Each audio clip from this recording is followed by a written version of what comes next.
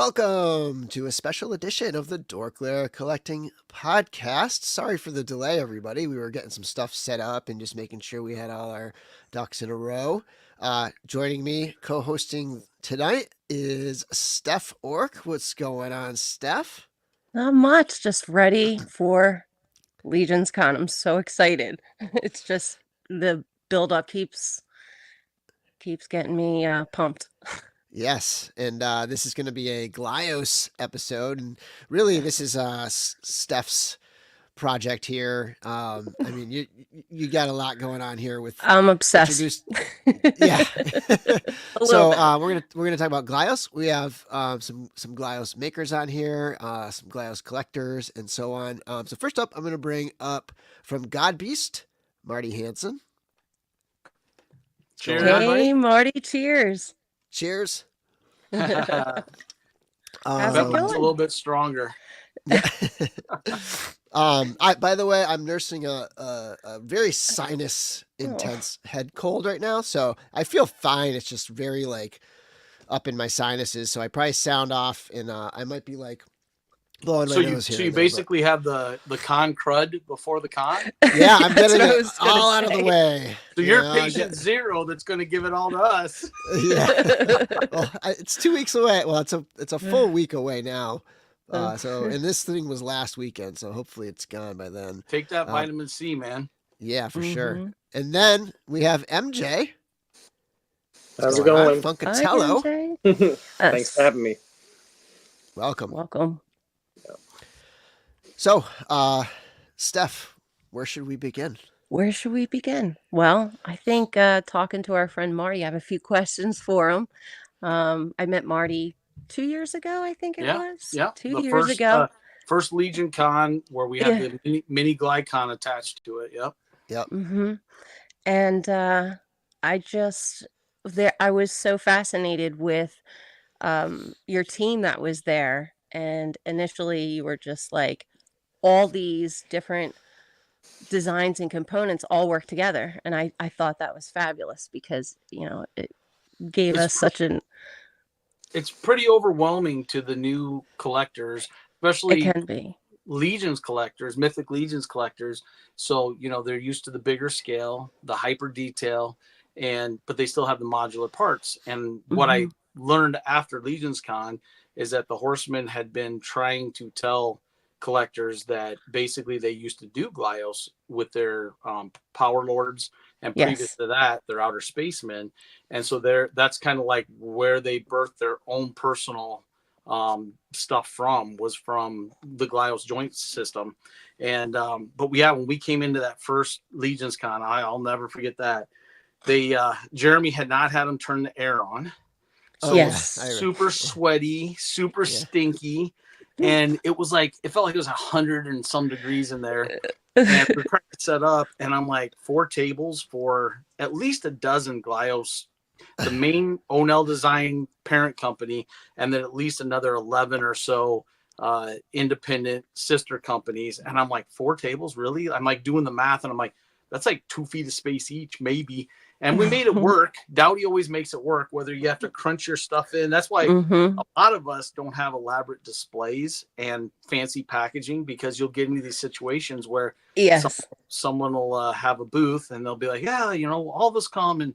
And then it's just like, wow, okay, we just cram in, and it's just bare bones of this is what we have, this is what we're selling. And there's no big, some of those other Mythic Legions displays that I saw that first year, and then, obviously the second year we were there, wow, they're elaborate. They're amazing. The dioramas, and I'm like, that'd be awesome if we could do that. But I'm located in Kansas City, right in the middle, and I did 10 shows last year, coast to coast, and I'm worn out by the end of the year. But it's like a lot of times I get to these shows and I'm like, I'm just a simple toy maker, and I don't have any fancy elaborate display because it's got to fit in a suitcase, and I refuse to check luggage because I don't want to get in a situation where my luggage is lost.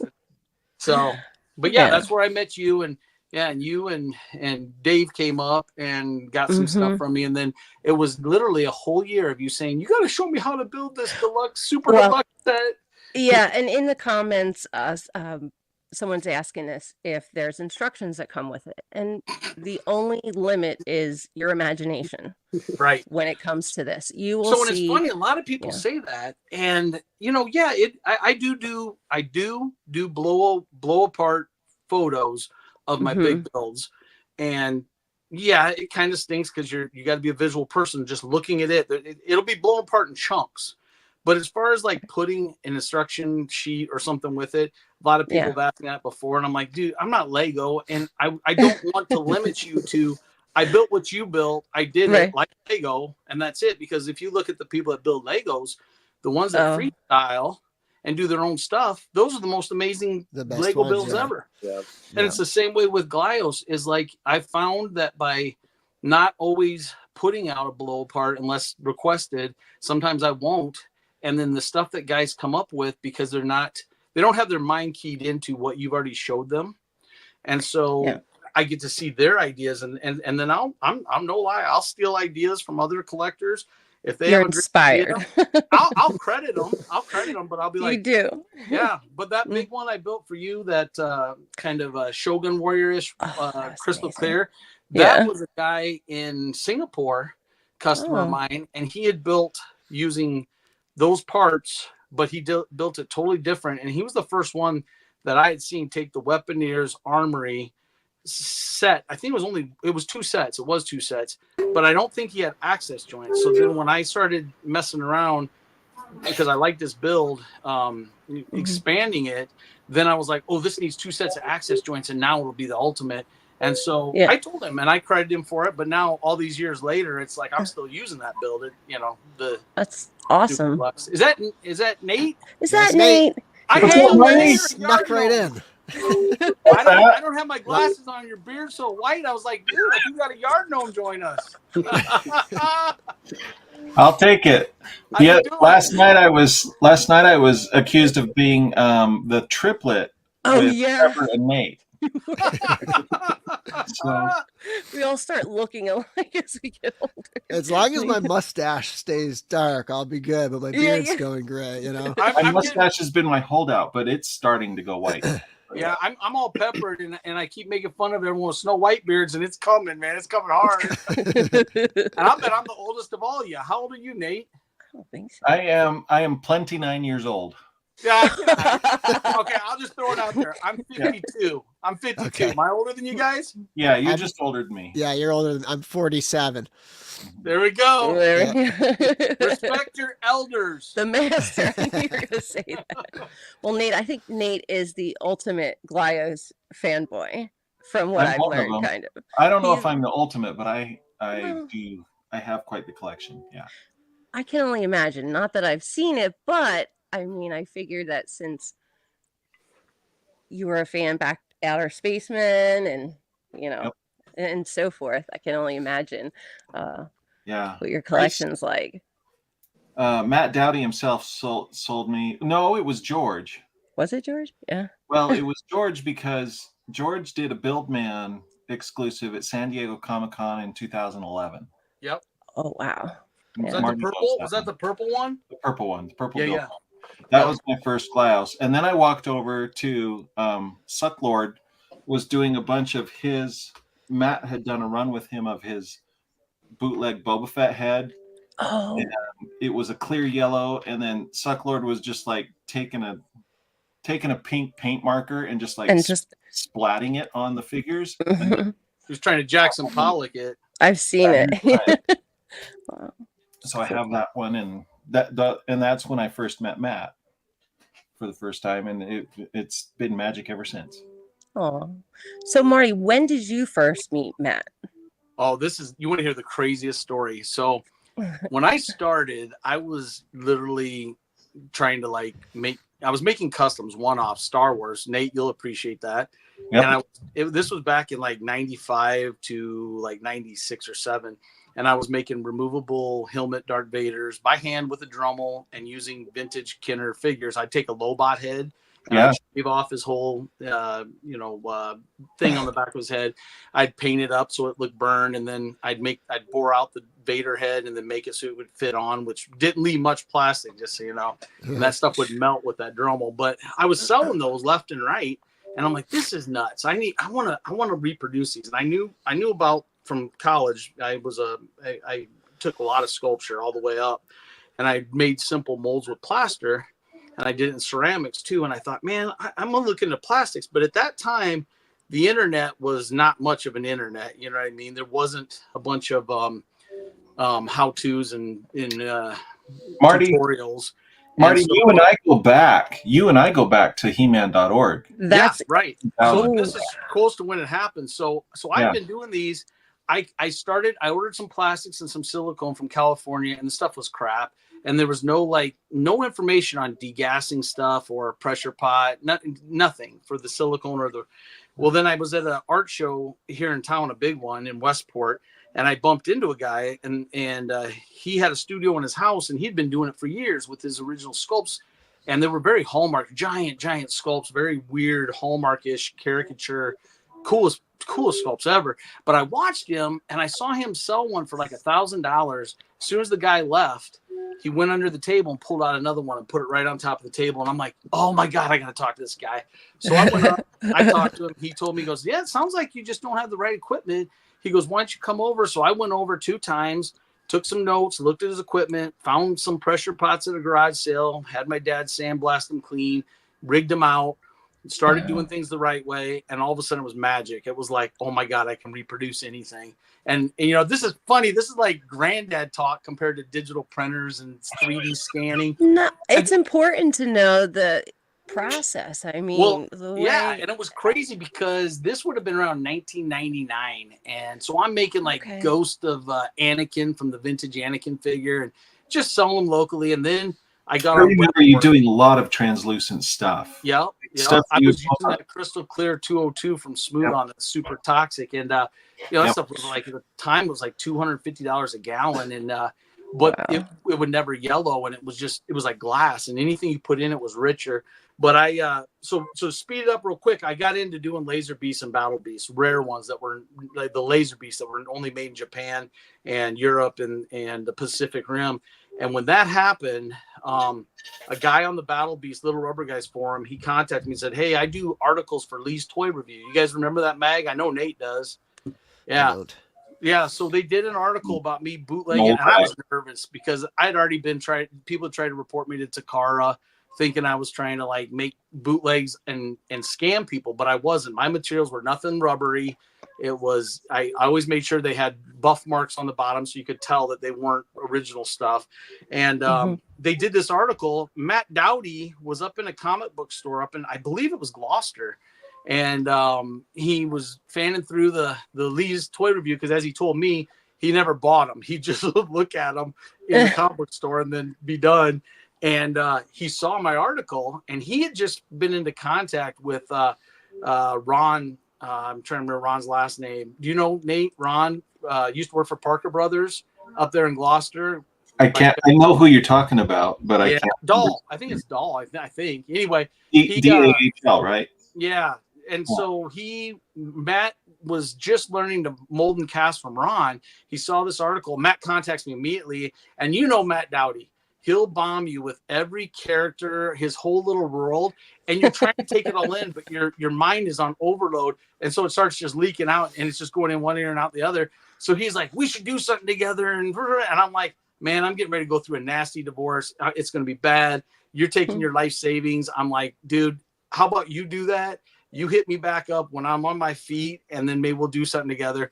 So he did that, and then that I went out to San Diego Comic-Con in 2006, and I saw him for like, I don't know, 30 minutes. And dude, Matt's the most humble dude in the world. He has his whole setup. He paid for his booth, but which is really weird. You'll never believe this, but San Diego Comic-Con, in front of his booth was, I swear to God, maybe 20 yards of empty space, which that never happens these days. So I go up to his booth, and Matt has all his resin originals. I mean, Kraboth, Faden, and I mean, Buildman, and they're all triple dip dyed. And I didn't understand when he would talk about his dyeing process of resin that he was using RIT dye and just regular, for plastics, RIT dye. And he would painstakingly dip one color, turn it the other way, dip another, and then the resin was in it's like they say yellow or something. And so he's sitting here trying to like give me stuff, and he's like, "Yeah, take this and take this. I want you to have all my characters, and here's the comics." And I go, "Dude, Really? you paid for this booth." I'm like, "Here I am with a crystal clear backpack with all my resin. I didn't pay for a booth. I'm hustling the floor with people that knew me, that were meeting up. Dude, I've been a hustler my whole life." And I'm like, "Man, you paid for a booth. Keep your stuff. You can send me stuff when you get home. Use it to pay for your trip." He had his wife, I think Katie, his wife Michelle, Katie, Jesse Moore, and Ron, I believe, were all there with him. And but it was funny because he's trying to push all the stuff off. I mean, I took the comic books. I get home and I just was like, "This is too much. Like I can't do this with the divorce and stuff." But we stayed in touch. Matt got me through. I mean, seriously, my divorce was brutal, and he got me through it. Every night we'd talk on the phone till the sun came up. I kid you not. It's not an exaggeration. And for about a year. And if you've ever hung out with Matt for an extended period of time, you know that it's an all-nighter. Yeah. I I will say this though, Nate. I actually have put him to sleep on the phone where it'll be 5 or 6 in the morning, and I hear him snoring. I'm like, "Dude, no, just fall asleep the on me, man." bromance. I think that touches upon though the community that you guys have built and just the kindness. Like you said, you met him at a show when you were hustling, and just because of that meeting, I mean, a whole world was born. Yeah, you created something that didn't exist before. Right. And as you all know, if any of you have talked to Matt, I don't know if you guys both have, but he is so genuine, and he remembers everything. He remembers names. He remembers faces. He remembers stories you tell him, like an encyclopedia. And he's genuine. Like he is in the conversation with you. He's listening. He's not just like, yeah. Right. He'll be swarmed by people. He'll take time, 5 minutes a person, whatever. He'll talk, and he's still just he I don't know, man. He's magic, and he brings together. Okay. So here's the big one. When I met Matt, he said, "This is Matt Dowdy saying to me before he had his toys made." He said, "My dream is to have my figures made in China and have a shelf of all my close friends' figures made, and all of our parts work together, and they're all on one shelf, and you can take 2 figures down, mix and match them." That was what he told me day one, and I'm like, "For real? That's exactly what he's done." That is his vision, yeah. 17 years now, and that's exactly he kept his word, and he did his vision, his goal, and he achieved it. And it's still You said Gloucester. Were you up in Massachusetts at the time or something? No. That's where he found the Lee's Toy Review with the article about me. Okay. Comic book shop in Gloucester. Matt is in Massachusetts. Yeah, he's up in Acton. Yeah, okay. He's in Acton. Right. Yeah, that's right. Okay, so before we keep going, let me just do a little housekeeping here. I did want to shout out. We're gonna get to the comments in a minute. But we got a couple super chats already. So Andrew's Clay Creations and more, $5 super chat. Great channel, DORKLAIR, and Godbeast is the best. Yes. And then we had Jordan here, gifted 10 memberships. Thank you, Jordan. Thank you, Jordan. Congrats to whoever got I think it's a 1-month membership. And Curtis was here at 6. Was he? 49. He was here 2 hours early, and he dropped a super the chat. The man is dedicated. And said he's at work, but he's gonna listen to the show later. He's also Gly-curious and will be listening on his trip to LegionsCon. That's creepy. Gly-curious. I know. He's not the only one who said that in the not chat. Not that he's creepy, but like that term. Just the term. Yeah, it's like I'm curious. But... Have you guys all got this drop? I didn't get everything from it, but I got some stuff. Yeah. Okay. Cool. And then we're gonna be giving one away. Let's just kind of like run through some of the people who are in the chat too. So Blake is here, Victoria's Cantina is here, Slink is here, KJ Smith, Lewis Christensen Vids. We said Jordan Heinrich, Andy the Collector, Mike Massey. Who else we got here? Terrence St. John. Perhaps more. Yes. What's that? Yeah, I know John St. John. He's a long-time Glyos collector. Big time. Yeah, he is. I didn't see a John St. John. I saw a Terrence St. John. St. John. Well, then I got the wrong name. Furious Figures is here. That's Everett Miller. I know Everett. Lauren Jones. Ghost 09, King Castle Sieger, Benny Torres, Yes. and Eric Kirby. LeBron. Nice. Who else? Did I miss any? Andy the Collector, Dub3. Dub3, who said, I think early on, he said Glyos maybe led him to Legions or something like that. Oh, that's the reverse and interesting. Yeah, I was going to say the reverse. Yeah. Tanya's here. Eduardo, Schmergenberger, the whole crew. Yeah. Awesome stuff. Wholesome Warlock is here. What's up? Yes, yes. You probably said that already. That's Jordan. Okay. Yeah, that's Jordan. I'm sure he'll appreciate a personal shout out, Nate. And Brandon Higgins says, I will be purchasing my first Glyos figures at LegionsCon. Stef enabled him. There you go. Sorry. Not sorry. I'm sorry and you're welcome. Yeah. Sorry, not sorry. Even better. Oh, so. And Marty, I do want to mention, Steph did put it in the chat, but there are going to be some giveaways tonight. So yes, be ready for those. Very good giveaways. Do you want to do one now? Because we have 4, let's right? do it. So we should probably get started on those. Do you have a hashtag that we can put in for it? Well, hashtag Godbeast. Okay, that'll be for the first one. We're gonna have to do a different one for the next one. So should we do Godbeast 1? Let's do Godbeast 1. Yeah. Godbeast 1. All right, so we got hashtag Godbeast 1, and give me 1 second. I will put that in a banner. How you holding on, Funkatello? I'm doing good. Chilling. Like I'm so sick of hearing. He's chilling. God. He's a talker. I remember this guy when he was way little. That's that was good right there. 10 years old, perhaps. He'll be at Legions, Nate. Nice. Are you going to DesignerCon, Nate? Yes, sir. Sweet. He'll be at both. Yeah.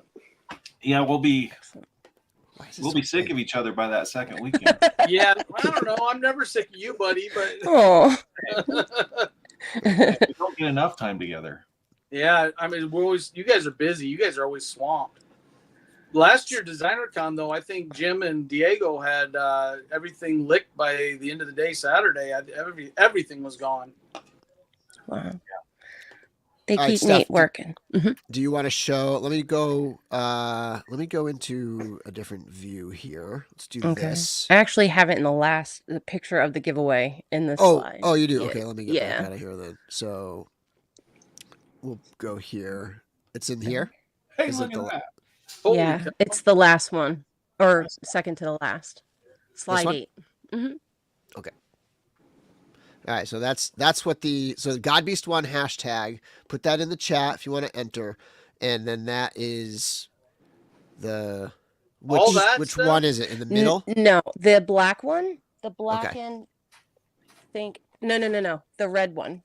The red one. Okay, Man, it's still in its package, so. This picture doesn't do those reds justice. When you get that red in your hand, it's like magic. It's so hard to photograph red. Oh man. Is it?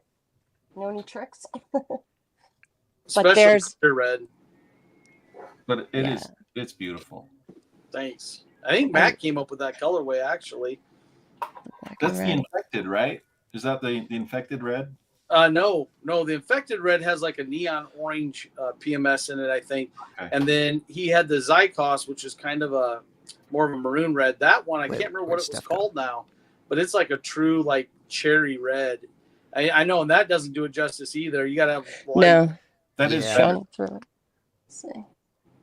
I mean, that one thing I love about spend some time on Onel Design and just look through like the old stuff. Yes. Like you can actually go through the whole gamut. Listed. Well, you guys want to see something cool? Sure. Okay. Yeah, let's put you. I think you guys might like this. Let's see if I can. Can I switch the screen to go the other direction? I don't know. Touch your screen and see if it's got an option. Well, we'll just do this. You guys tell me if you can see. Get that. My God. Woo. Oh, Marty. Look at this. This is like. Am I too close? No, that's perfect. Perfect. That looks really good, man. That's amazing. Yeah, you can see in the reds there's a variation. I've always, when I first met Marty, I was just really grateful and thankful that he would take such lengths to like explain different things about the whole process, because I'm very interested in that. And I don't know if I can even get some of this stuff. This is, I love how there's organized there's it a is. bunch of prototypes.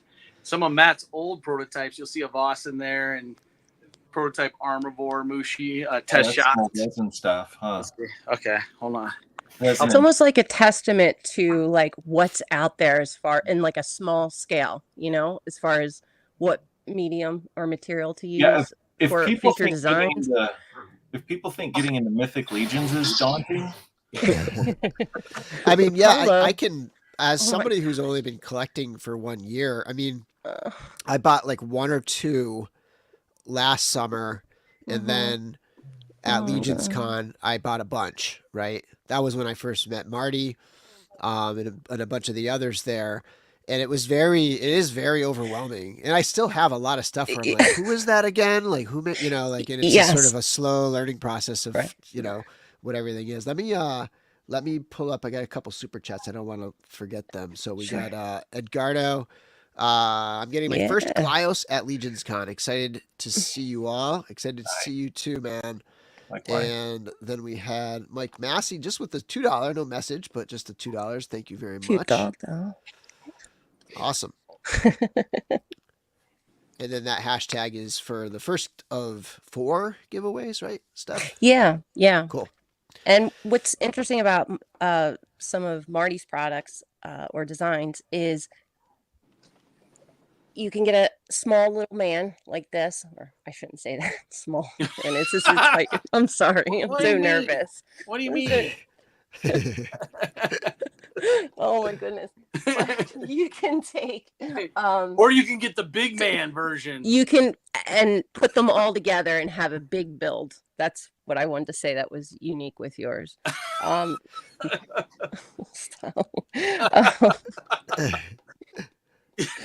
Okay. I'm being quiet now. All you gotta do is build it up, then it becomes a big man. That's it. Yeah. I mean, have you guys ever had like a build competition or anything like that? Like, okay, so it's funny you say that. Back in the day when like George Gaspar used to have October Toys for him. Yeah, George would actually be really good to have on this show. So, we're just gonna have to do a 2.0 of this show. I didn't want to bother him. Maybe I didn't want to bother him because post they're so busy. LegionsCon. Yeah. He ain't busy. He's just telling all the rest of us what to do. No. I'm George on October George, Toys. I love you. He had the Glyos forum in there. So the home of Glyos was on October Toys with George. That's it. That's where it began. Oh, really? Yeah, and that's where everybody flocked on this forum, and it was so active. It was insane. And so I had a suggestion when I came in with Kabuto Mushi, my first figure. I said, hey, we could do whatever we wanted. So I said to Matt, hey, we need to have a build contest. What's one colorway that everybody's ran? What was glow in the dark? So I made this thread with the official build contest, and the entries. Oh my God, the entries were amazing. And then I had no idea.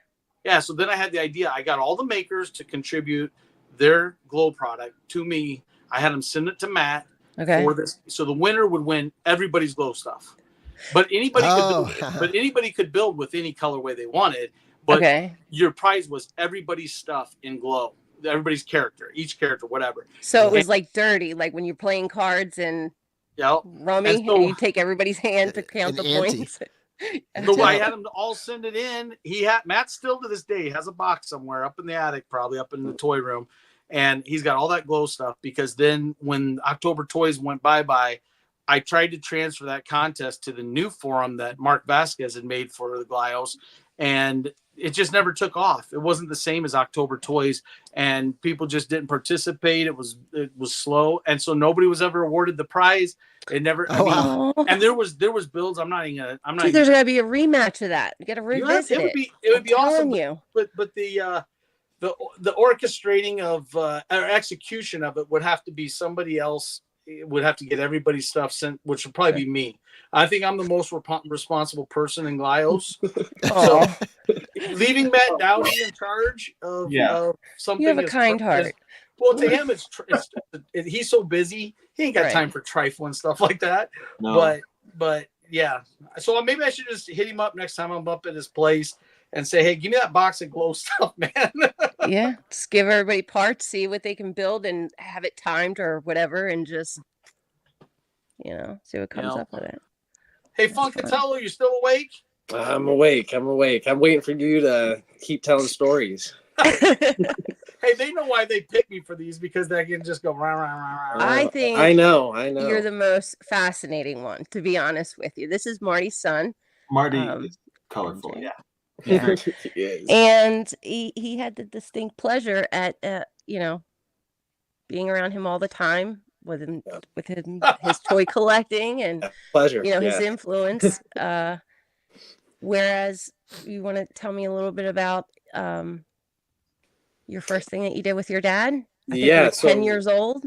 Yeah, right? So kind of growing up, both me and my brother at around 8 to 10 years old, we had done like sculpts out of Sculpey clay and whatnot, and he had offered to mold and cast them, and he did more of that production side of it and the painting, whereas we did the sculpts just because we weren't really at that level at that age to be handling toxic materials. No. But, it was cool that he provided all those opportunities. And I remember being 10, 12 years old with a couple grand in the bank that me and my brother shared, that time we wanted something that, it came from that fund that, his customers kind of supported. And so kind of neat growing up having that type of aspect. And you sculpted heads for Glyos for Matt. Yeah. So a few different ones earlier on that went on like the Travelers. That was when there wasn't as many different sister companies and figures. There wasn't much to, interact with at that point. But yeah. Well, I think the raddest thing was I saw online that you and your brother collaborated and drew a full color comic book for New York Comic-Con. Yeah, that was really awesome with all the characters in it and stuff. Yeah, that was really early, I guess, in like the Glyos stuff of me and my brother doing different sculptures and whatnot. But it was fun because he also did sculpts, and it was cool to kind of have our characters overlap and be able to draw other Glyos characters with our own. And that's so neat, definitely. And one thing I do adore about Glyos is the art, like the concept art prior to it being executed is just so cool. It's like little comic books or just the arts and stills that they're just really colorful and vibrant. Let me interject 1 second. Steph, if you want to have your mind blown, talk to Matt Dowdy about visiting the home base and ask him if you can see his concept sketches over the years. Nate, you've seen them, haven't you? Yes, I have. That's amazing. Wow. I have never spoken to him or met him yet. So what? You haven't met him? No. You were at PowerCon. You were at both Legions. I know, but I'm shy. I just talk to who I know. I met I'll take you over there. I'll but just you can go through onelldesign.com, and he has a blog or archive of just journaling the whole, world of people he's influenced, and as far as new designers of the sister companies, like everything's in there. It's really, really inspiring, I find. He inspired MJ. That's when they were little. Matt sent a box during the divorce. Money was tight, and part of why I had them do their own toys was like, they're making these. I'm like, hey, you finish them. I'll mold them, cast them, and then you'll have money to run around the con. Don't have to ask me for money. And then, could you imagine? They'd buy drops from Matt, but Matt started by gifting and sending a gift box. And every time I brought MJ to New York Comic-Con 2011, Kobe to 2014, and of course, a visit to Matt's barn is, especially with a kid, is him handing the kid a box, then telling him the box is too small, you need to have a bigger box, and then telling the kid to fill the box. And then when I'd tell MJ and Kobe before we went, I'm like, dude, just put 2 or 3 things in. I know he's going to do this. Just put 2 or 3 things and say you're good. And Matt would he was a toy bully. He'd push toys on him. By the time they were done, MJ would have a box that none of the toys fit in the box because Matt had piled it up. You need this and you need this. Seriously. And same way with Jesse Moore. The boys went up to visit Jesse Moore. He did the same thing. But getting back to MJ stuff, MJ, do you have any examples of your stuff sitting by you? I Yes. got this bigger Mammoth one. monster. That is Oh, good.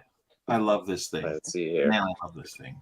dude, Yeah, Show them the articulation. that's got massive. magnet arms. Oh, Oh, I'm look in at heaven. that. Sorry. So I Nate, absolutely you adore remember He-Man.org, magnets. right? Yeah. So you remember when I was taking the Four Horsemen Staticons and I was using neodymium magnets, Yep. and then everybody started using those, and then I started using them in my Ghost of Jaga LJN custom that I made.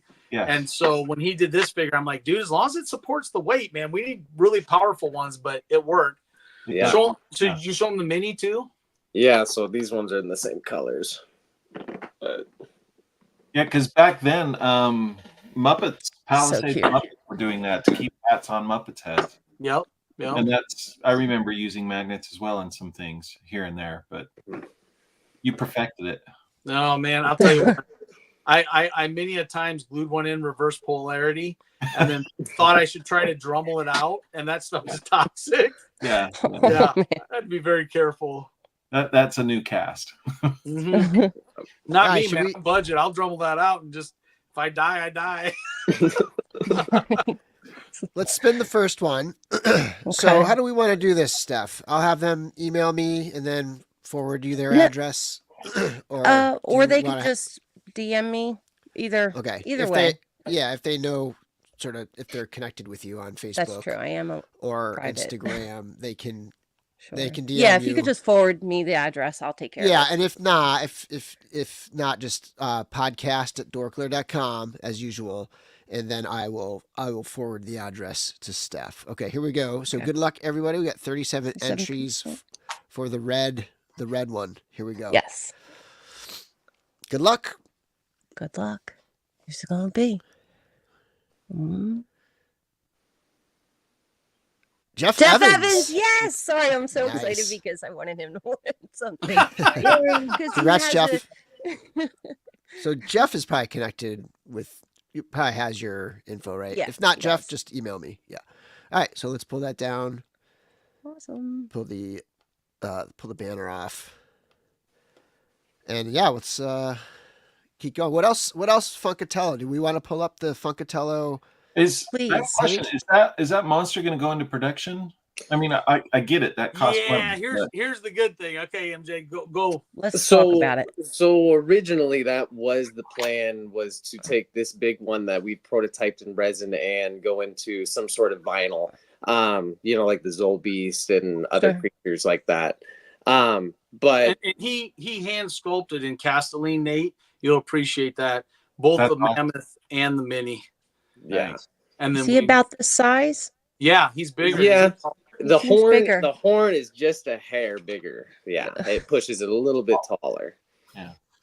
And that's still in the works, but it would be in 2026 that the vinyl would happen if we do that. Yeah. So then after that, I sculpted this smaller one. And then the plan now is to do a production figure of kind of the in between. So, the missing link between the big one and the small one. And so that's what we've been kind of working on right now is a production mammoth monster character. PVC. Yeah. With Glyos joints and armor and whatnot. Something more this size, maybe. Yeah, still I'd say probably large, ape Sasquatch-esque. In the comparison photos, what did Matt have in the So Anthony, who's been doing the 3D sculpting for Cappy, Pat Bussey of Biomass Monsters. I think he did Sam's. I believe he did Sam's figure. He's done a lot of people's figures. Well, he did the spaced out design one. Yeah. So we had at that point when we knew vinyl wasn't going to make sense because we had Paul from the factory look at it and he was like, this leg, because it's in this pose, would have to be removed and glued in after. And these claws, all this stuff was going to have to be more mold parts. And it became, rather than being an affordable vinyl piece because of its posture, we just scrapped that and said, we'll revisit that later, but let's go to PVC. And at that point, I had already sculpted in 2019 my next figure, and I had the prototype done. So I hand sculpted in Castelline. Then I prototyped it. Well, that's been sitting there on the shelf. And so we talked to Jeff, and he was in for it. So we worked with Anthony, because that's who they all use. And then Matt's been designing, taking my original sculpt, looking at that, doing his studies, and then presenting them to Anthony, then Anthony doing 3D sculpting. So both MJs, we don't know what it's going to be called right now, because it's in between those two size wise. Okay. And it'll be PVC. So the name is still out there. The secrets of the heads are still out there, because there will be multiple heads and multiple different looks to this. Oh, figure. really? Yeah. Wow. But at the same time, in tandem, I think this will be the first ever father and son. I know in Glyos, 2 figures coming out at the same time. That's so So, cool. Right. Yeah, so we're pretty amazing. pumped. That is so But go ahead, MJ. Sorry to interrupt, man. But yeah, so it'll be PVC. It'll have Glyos parts. Probably have some type of armor off, like slip on, slip off. So a little bit different than the versions we've seen, but still going to be kind of fresh and new. I adore it. It has like the aesthetic of like a Sofubi. Is big. You have the mini monster. So you want to do it in between, as we like to call it, the brute, and then you got the Big Daddy. Yeah, Big yeah. Daddy's monster. And the other thing is I could be wrong. Love the Nate, if you know colors. I'm wrong, let me know. But I think this is the first ever like mammalian furry Glyos figure, I believe, head to toe. Head to toe. I think you're right. Yeah. Yeah, there's Wow. Oh yeah, there is no furries. Like not really. no, So not really. so you can just imagine all the head options, and the ones we narrowed down on will be a surprise. But I'm actually shocked it hasn't happened yet. Like I know, right? I know, right? I mean, That's cool. I know that what's his face? The Mighty Maniacs. That's true. He's got a werewolf, right? A werewolf and an ape head. Yeah, Yeah. but it's also stylistically it works kind of scaly or furry, because it's like angular like this. So maybe that was the first one, but yeah. I kind of forgot about that one, but I guess that is head to toe, because he does have the ape and the werewolf. Yeah. But then but his hairstyle is real geometric style, kind of hard edge. That's where you were talking about the scale option, where I think Matt, studying MJ's hand sculpted fur, and Anthony, they looking at the studies they've done in the actual 3D sculpts. It's real close right now to going over for steel cutting. I think MJ's organic hairstyle also lends itself to different. The Abominable Snowman one. That's awesome. Do you have the steel ball one, MJ, with you? I haven't seen it. I don't have the original sculpt, but when I sculpted that fur, it kind of reminded me of when I first met Matt and we went out to Massachusetts. There's a place where I can't remember where it was at. Maybe Daddy, you can remind me, but on the coast where we saw the rocks. It was up in Gloucester. Yeah, and so basically, you look at these rocks and you can just see Glyos. Like you can see his line work and how he draws and the textures. Like if you ever look at his really old backdrops and stuff, it's like that texture of his old backdrops, but in those rocks. And I think doing this, I kind of wanted it to feel Glyos and that it could fit right in there. Yeah.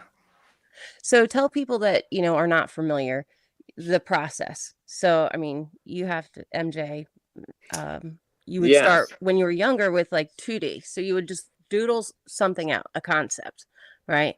And then yep. So like when I was a kid, I drew this character when I was 10 years old, and I sculpted a version of it way back then. And so that's kind of been the neat part of this too, is like revisiting a character that I've known for the last 12 years of my life. Sure. Kind of have that strange relationship with. It's the guy that won't go away. But after you have it sculpted, then it's getting it prototyped, and that's where my dad's expertise kind of comes in, and his ability to help me kind of get it to this stage, and then sending it off, like he was talking about getting steel molds made and whatnot.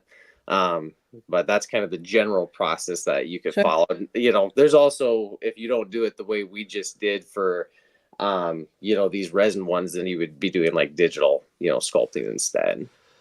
and Now, 3D is there printing. one main factory that all the Glyos Yeah. guys Yes. work from? Yep. Paul's Okay. factory. Yeah. Yep. Yeah. And that's where Chris and George visited, right, this year when they did. went over They there. did. That's They right. did because they sent me photos. Yeah, they were George is amazing. awesome. Yeah, George took photos of Mike MZ's. I believe it was the Zoloid at the time.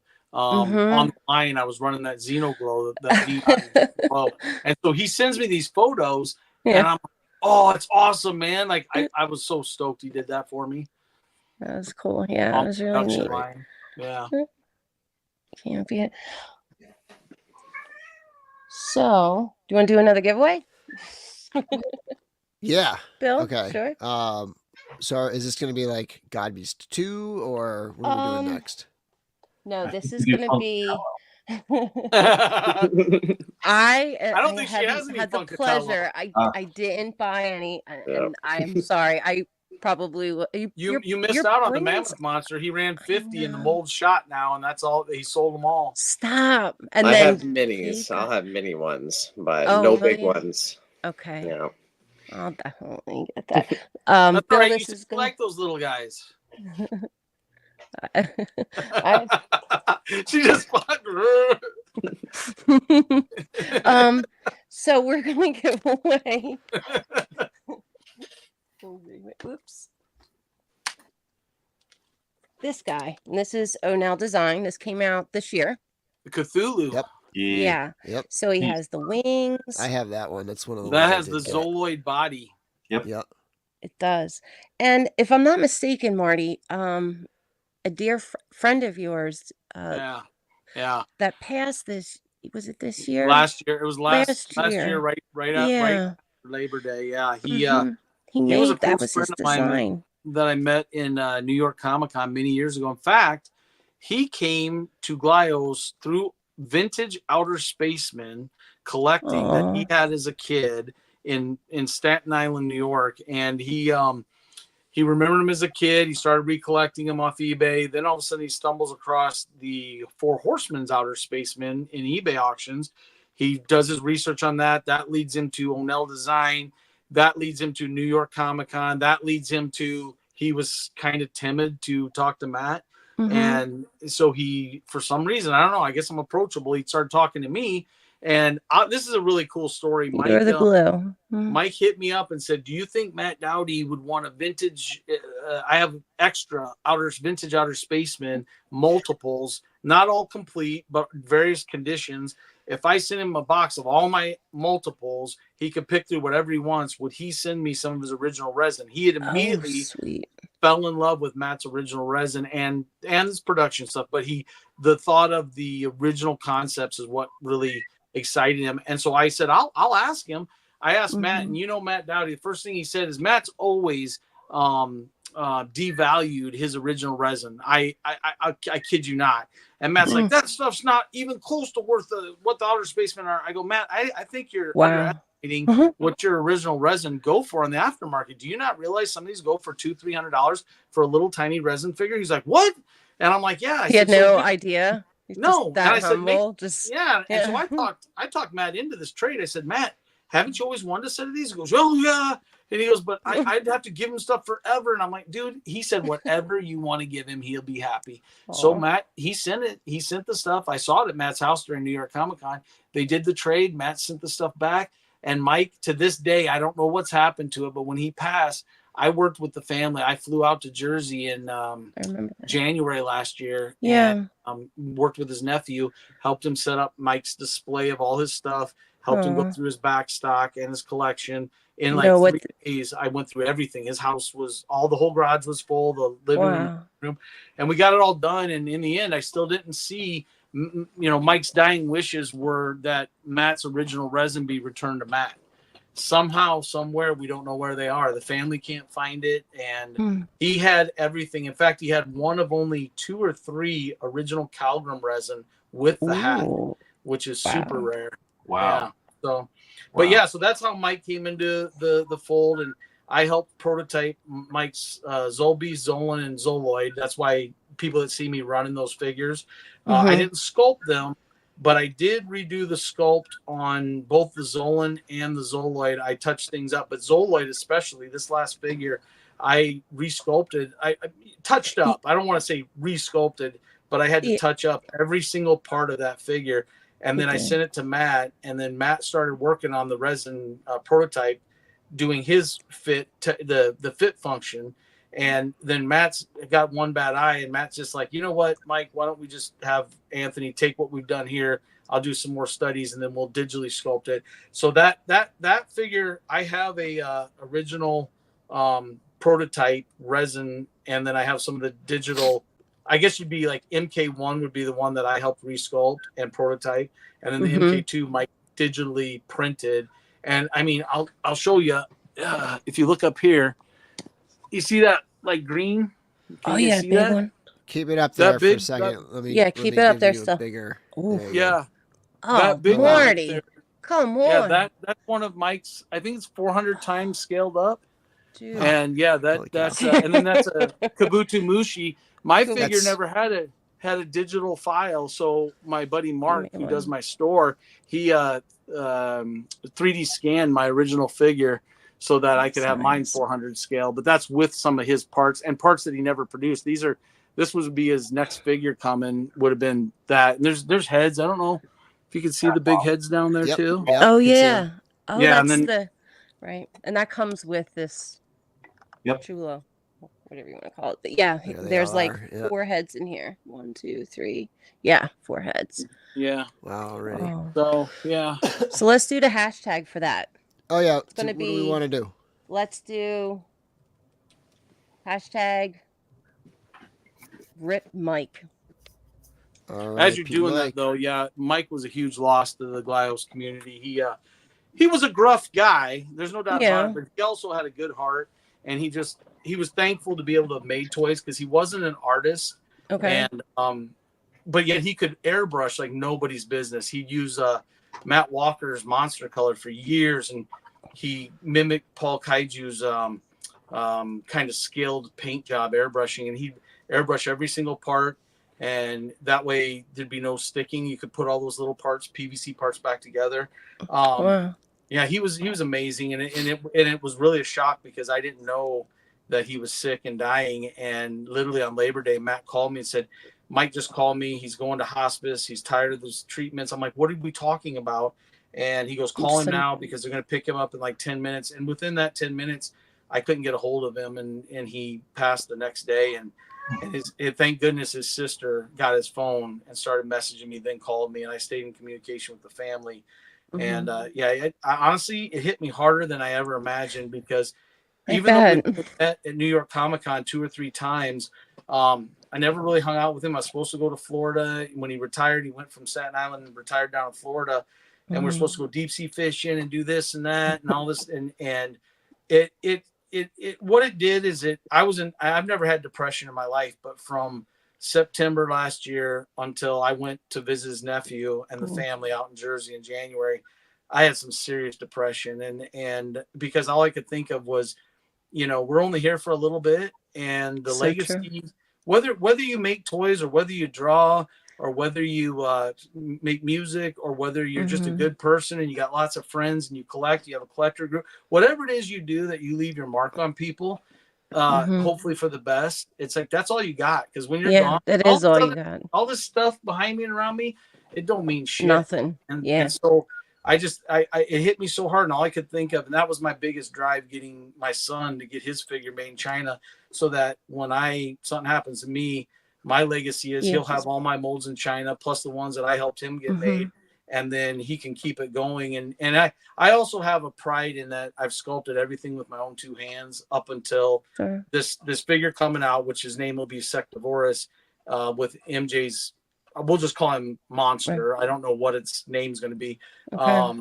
It's like even he sculpted that with his own 2 hands, the prototype, before we went ahead and said, okay, now just do the stuff Matt would normally do a 3D sculpting. And Anthony does an awesome job. I can't say enough about how phenomenal. But again, just getting back to Mike, it's Yeah, it's like Yeah. I do all these cons while I can right now, because as you all know, you guys have all probably lost someone either during COVID or someone that was a collector in the community.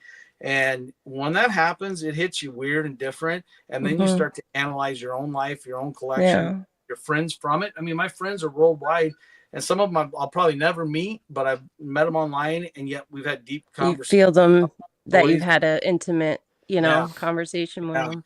And that's important, like passing down, you know, the art that you've learned to your son and keeping that going for future generations. I mean, Yeah, it's funny you say I that, 'cause feel we're going to lose that tactile, well, you it's know, just like everything, ability to just art. toys in general. I mean, that a Well, culture. just look at art in general, fine art in general. Like how many, you know, people do like seriously ceramics anymore, or they can't make a living off it that much, or printmaking or photography, traditional photography. And that's what I think about resin molding and casting, rapid prototyping. I mean, look at the Horsemen. You know, they digitally do they? Hey Nate, do they rapid prototype at all anymore? Is it all digitally printed? It's all digital now. It's all digital. Yeah. So it's like a relic. It's a lost art. Yeah. But I mean, that's what's rad about the community. I mean, you're constantly, you know, out of the kindness of your heart, just teaching people different things. And, you know, and we feel that same vibe when we visit the studio and go to LegionsCon, you know, and because doing it on your own, you're just one person out on your own. You get nowhere, most likely. I'm exhausted. Doing it together. I look back and I'm like, I'm exhausted, because in the time I taught for 7 years elementary art, but I was also doing this on the last few years of that. And then that was 2002. So for 23 years, 24 years now, I've been molding, casting, prototyping for other guys, both in the industry independently, and then just, you know, on the side for just normal guys. And I've also given out, everybody knows if they approach me, I'll tell them everything. I'll send them, you know, where to go to get materials. They can hit me up when they run into problems about simple things like micro venting. And I'm like, or products. If they're Mike MZ was one of them. I taught Mike MZ how to mold and cast his own stuff, and told him what materials to get. And I'll never forget, he'll call me up and say, well, these molds you sent me, they don't work. And I said, where are you doing your casting? And he goes, in the basement. Is it humid? Yeah. Is it colder? Yeah. What's the temperature? Yeah. Well, your stuff isn't going to be right. It's going to be sticky, man. I'm like, I told you that. So yeah, I mean, I that's, you know, all that was learned from Dowdy, because when I first started molding and casting and doing what I did, I didn't really share much of anything. In fact, I stayed very underground because I was doing a lot of bootlegging. And the 90s were like that, though. You didn't tell anybody your secrets. It's like, you know, real because closed off. I made a living off it. I was making at the time like 30,000 teaching. You know, I didn't have a bunch of grad hours. I had like 8, and it was late 95 to 2002 is when I taught. So teacher salaries were way worse.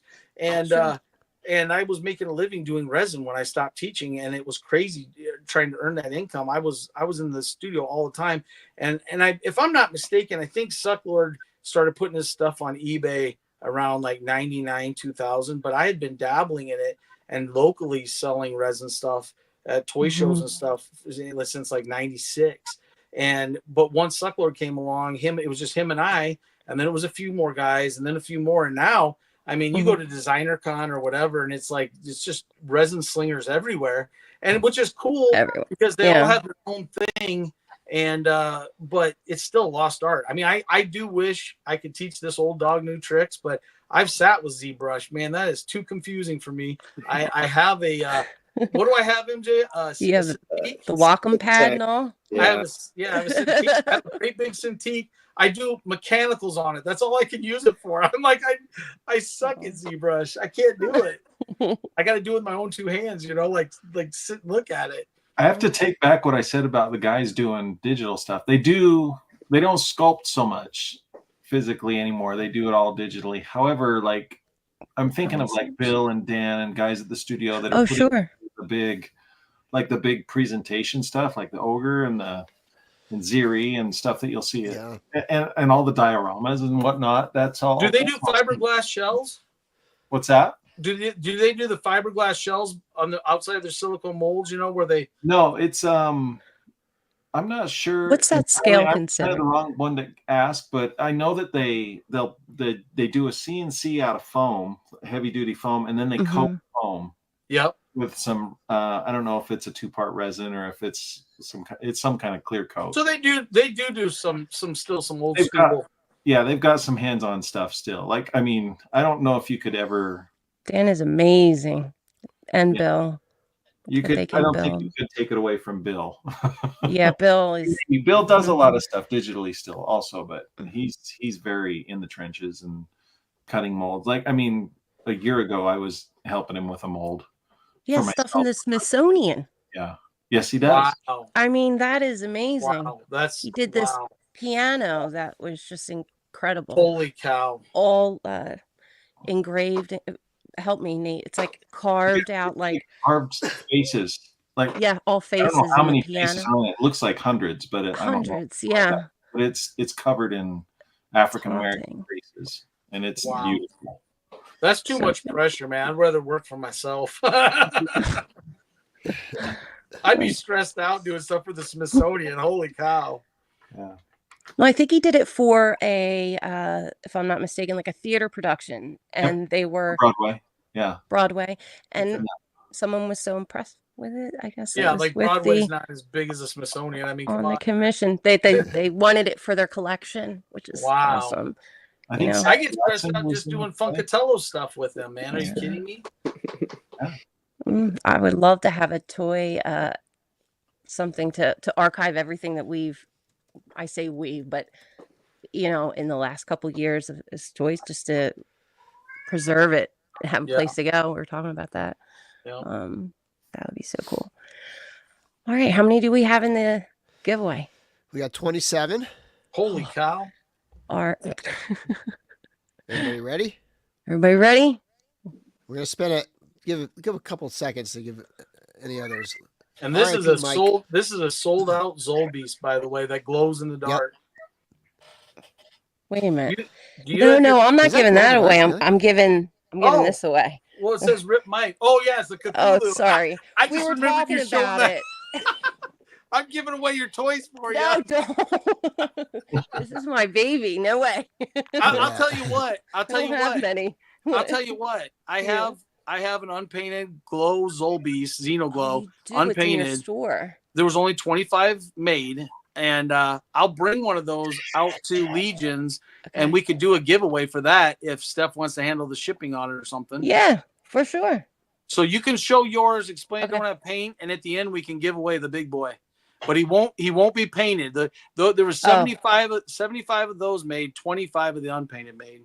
But the unpainted is similar to this. Yes, it's exactly the color. same. Yeah, same vinyl, glows in the dark, no paint. And so I'll contribute to your giveaway. Oh, thank you, Marty. All right, nice. All right, let's spin this one. So now we'll have a fifth giveaway then. Okay, so now we're up to 31. Okay, here we go. 3, 2, 1. Good luck, everybody.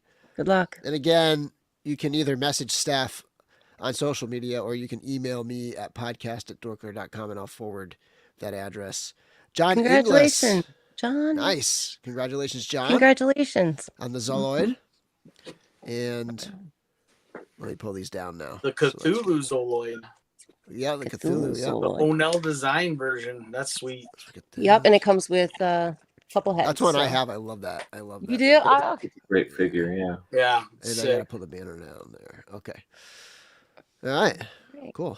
I think that's got outer spaceman wings on it too. Yeah, it does. It's got the devil. Is that where those are from? Yeah. Yep. I think you're right. I'm losing his name. Not Mephisto. But he's like Mephisto. Yeah. Anyway. Is this Mephisto? Hold on.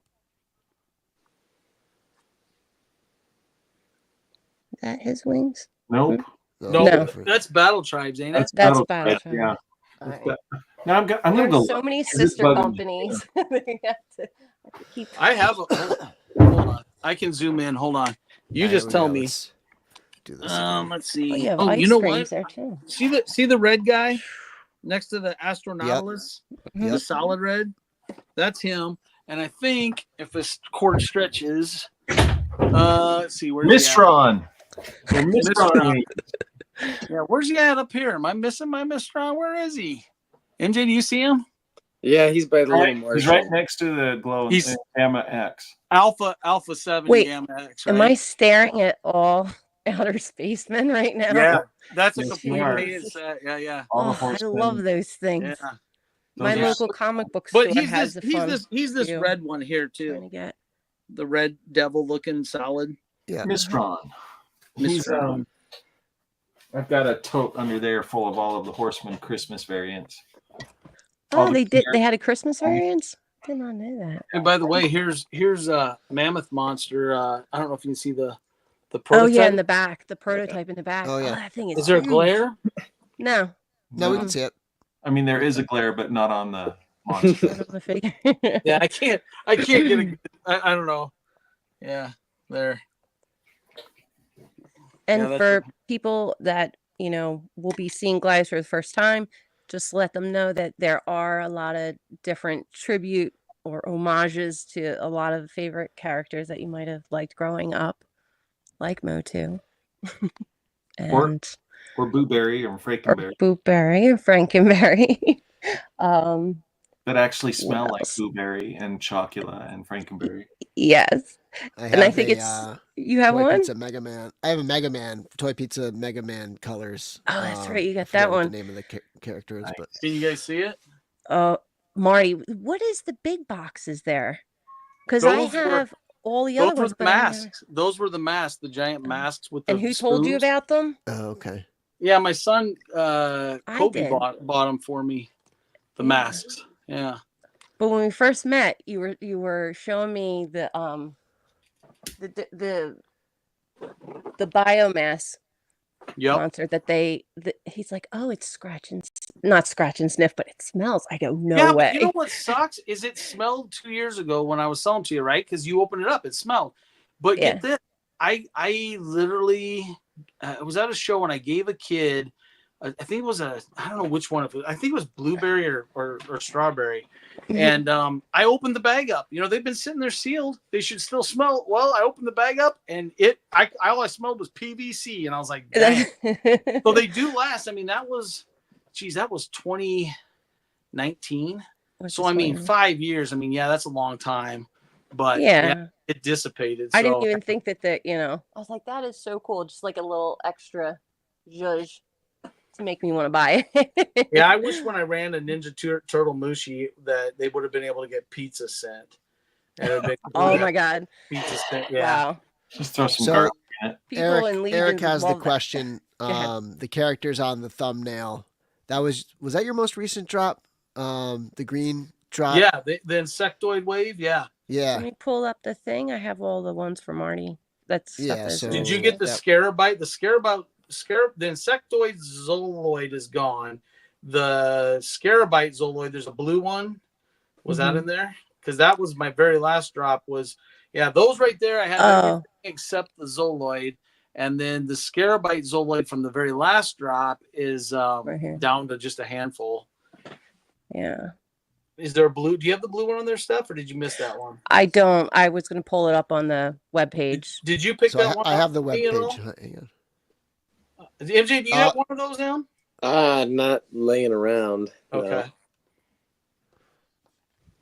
Yeah, I didn't get the blue either. Let's pull up. So The you blue want on is- your webpage? Yeah. By the way, I'm sorry to store? everybody that goes to my store and sees that mess. Okay. PayPal tried to hold money on me for no good reason, and they just want to pretend they're a bank. So I had to move my square to my store, and which required my buddy Mark to build a whole new store, and it's kind of a hot mess right now. Yeah, the blue, the teal blue. There's just a few. That's very low stock on the teal blue. I really want. Yeah, I like that one a lot. Yeah. It's vibrant. Got those 80s colors. Yes. And that's super. That one there looks a little washed out on the monitor, but it's super bright teal blue, neon pink, and neon yellow. That's awesome. In Glyos world, we call that colorway Scarabite. Scarabite? Ben Spencer of Galaxor. He had done one, and when I got it, I'm like, dude, I'm digging this colorway. Yeah, I'm like, what's that from? It reminds me of something. And he claimed he just came up with it, which I'm sure he did. But then I went online, started searching, and I found a 90s like early 90s, like one of those windbreaker jackets from the early 90s, late 80s. It was exact same colors. I'm like, you liar, you have this in your closet. You know you do. But it was, I went all in. That was the first time I went all in on every one of my sculpts, ordering straight across the board, 4 different figures, putting all my eggs in one basket. I was scared because I thought, you know, there's a lot of colors that resonate to people, and then there's a lot of colors that don't. And so you know, if you mix colors and have different Pantones like Matt does, you might have 1 or 2 stinkers in a wave, you know, that are just not as popular, and you might have sellouts. And then that Scarabite, I honestly, short of my very first 1 or 2 waves when I first made Kabutomushi, I don't think I'd ever had any colorway sell out so fast. And now almost everybody I know of the sister companies almost has ran that colorway and had a complete sellout. Like I ordered extras of these because I knew it's a new figure, so that's why I have a few stragglers left. But yeah, it's just a fun color. Nate, what is? Sorry, go ahead. I was just gonna say, so just to go back to Eric, the insectoid colorway is what was on our original thumbnail for this show. So that's these here. The latest, yeah. And my newest product is usually always at the top, usually. Right. And someone also asked for the website. It's godbeast.com. Yeah. Yep. Right. And you go up to the store at the top. Yeah. We definitely will. You're bringing, what are you bringing this year? I don't have any, I'm bringing this stuff. Okay. What's left of it. I have a few straggler of the Xenoglow Zolbeast, very few. Nice.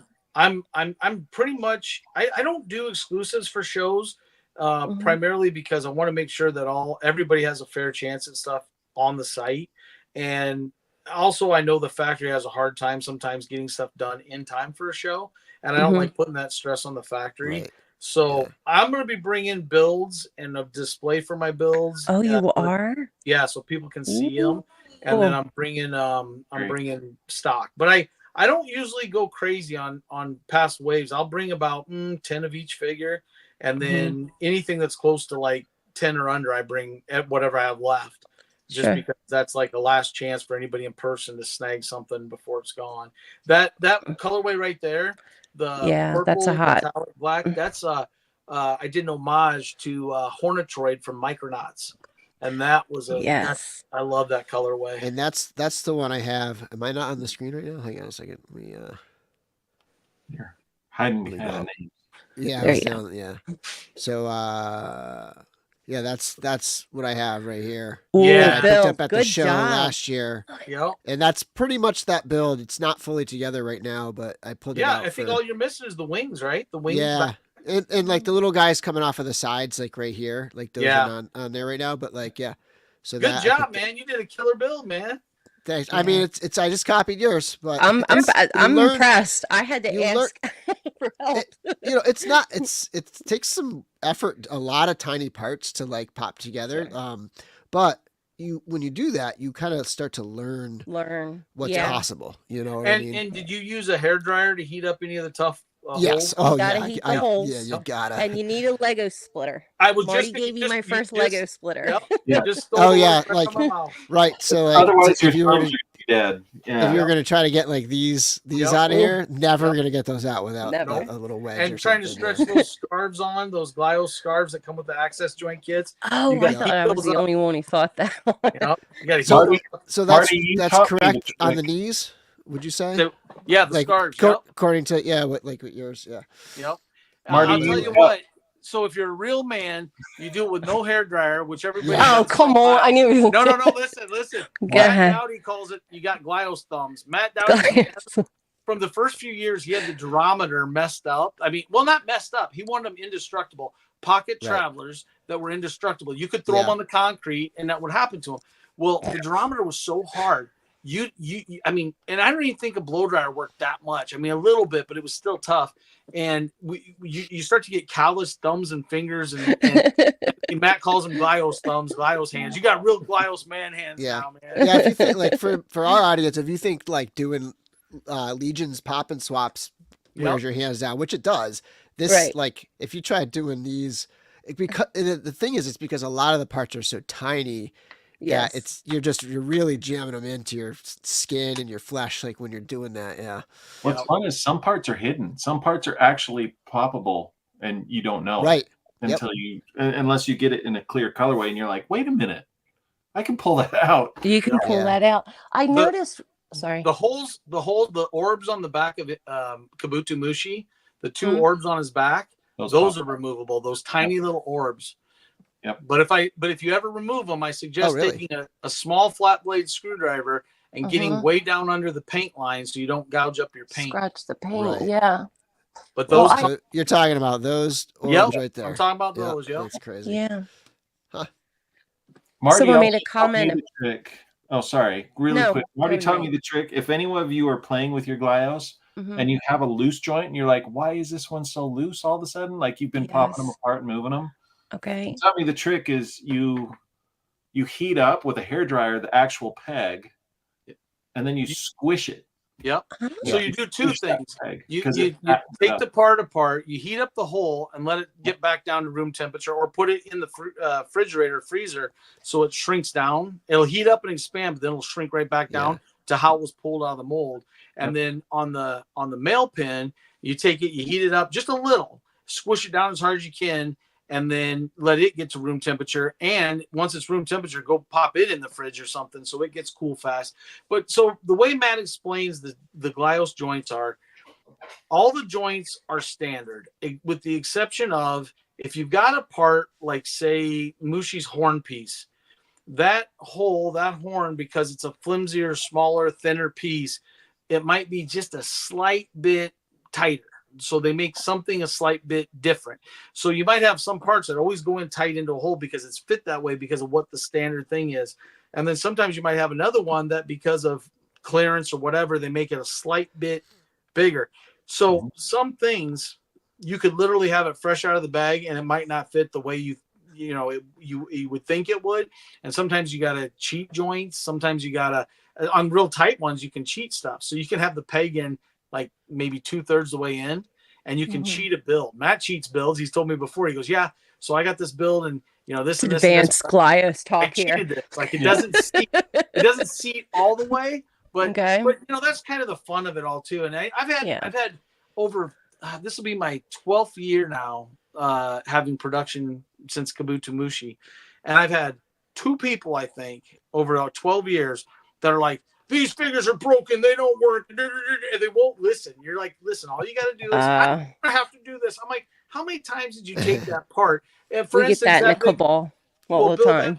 That big build you have sitting there, Bill, that hip after building and messing with it, that hip might get loose. All you do is pop it out, heat up the hole, let it sit, heat up the hip male pin, squish it down like Nate said, and then boom, it's tight as it could ever be. But it's like if you keep jacking with it, they're meant to be built with. They're not meant to. It's not the same as like you buy a Marvel Legends Spider-Man and his joint becomes loose and there's nothing you can do about it, like without MacGyvering it with, But it's like it's not like that. These are meant to be built with and adjusted, and it's part of the experience. I'll never forget how many guys have come to me and they're just like, anybody interested in a whole collection of I'm getting out of Glyos? And I'm like, why?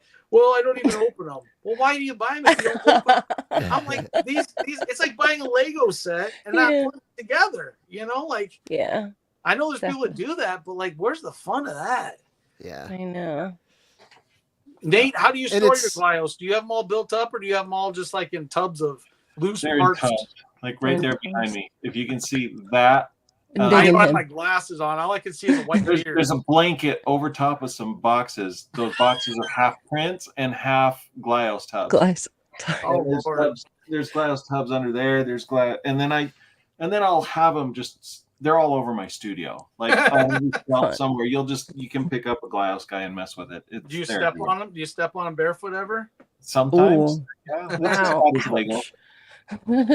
That is Lego.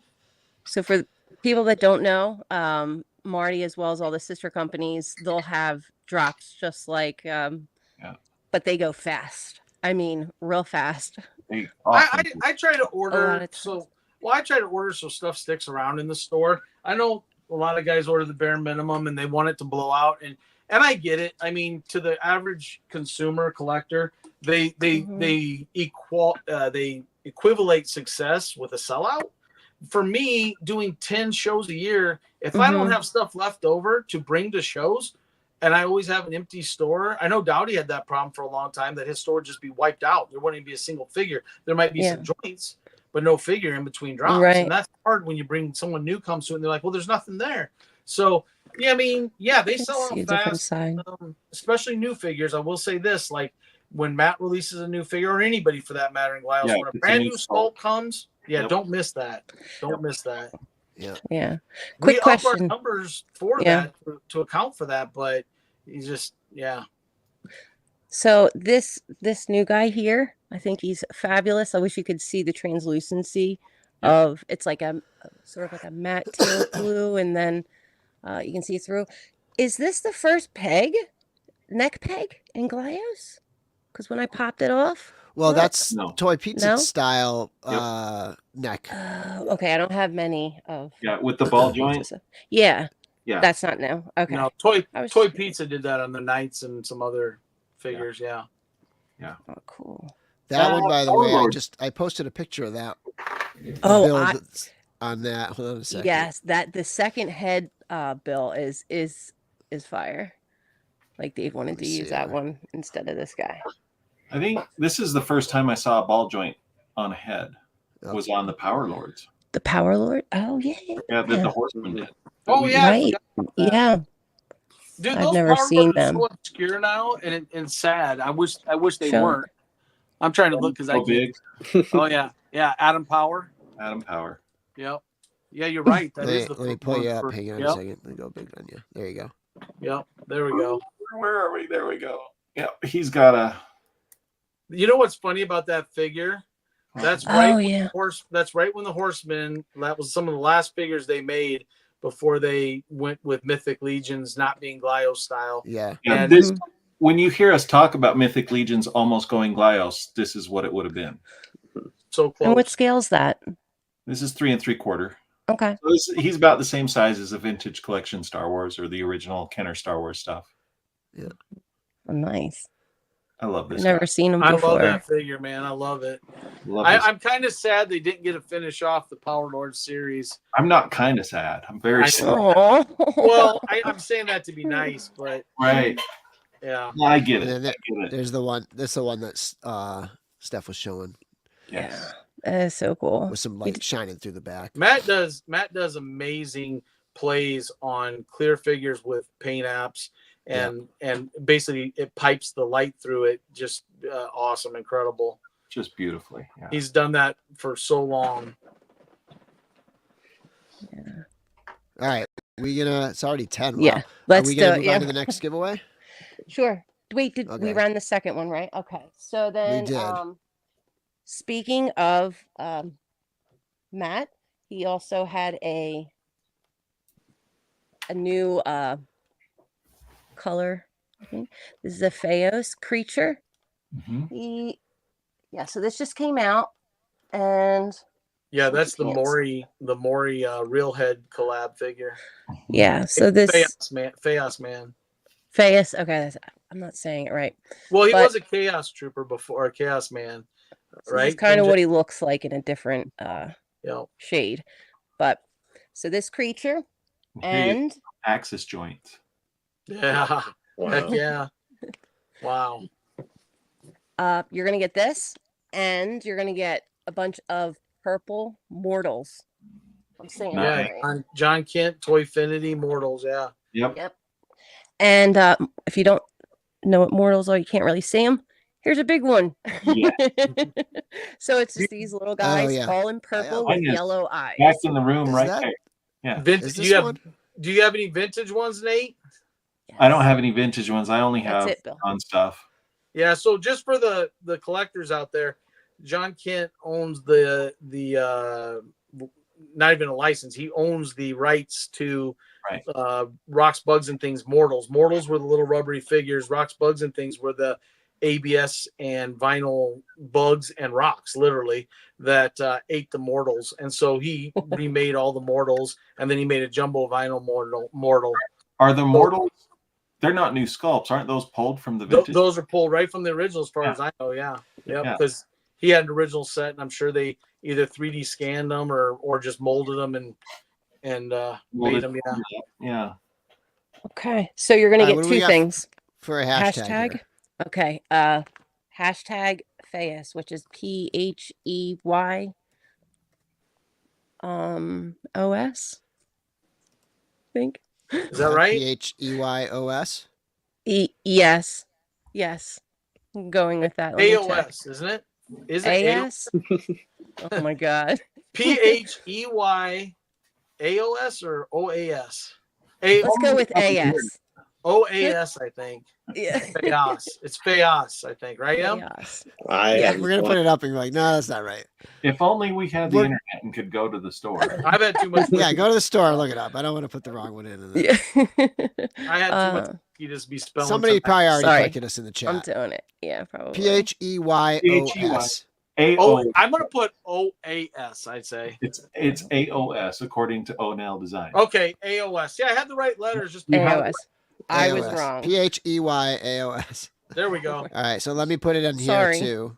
It's all good. They all change every so often. PHEY.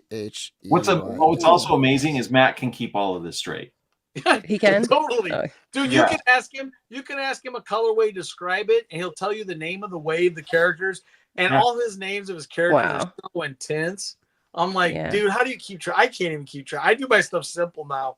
I urge people to go to oneldesign.com and look at their blog.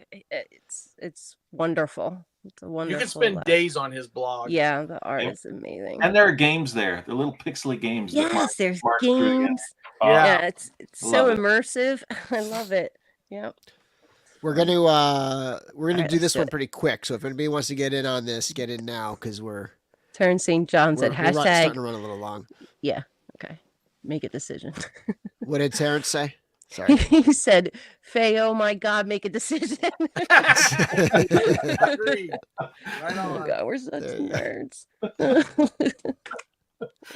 All right. Did you want to bring up some of the other pages that you pulled up, or anything on your slideshow that you wanted to? Yeah, just one picture for the last giveaway. Well, let's wait for that. So yeah. Or is it for this giveaway? The picture? No. Okay, no, yeah. Let's wait. Okay. How about any of the others? So we did Funkatello. I'm going to close that one down. We did Godbeast. Do we want to pull up the Biomasters page? That was the next one that I had up there. Yeah. So let me share this. This is Pat Bussy. Is that how you say his last name? Bussy. Okay. Bussy. I have to remember Buss it. I don't remember it that way. Yeah, I like his stuff. Did I put it's it cool.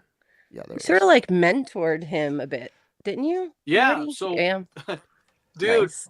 Honestly, I've helped prototype so many guys' stuff in Glyos, and Pat was at San Diego Comic-Con with Jeremy of at the time he was Warlords of War, now it's Battle Tribes, and Spy Monkey Creations, and Jeremy sent him to me.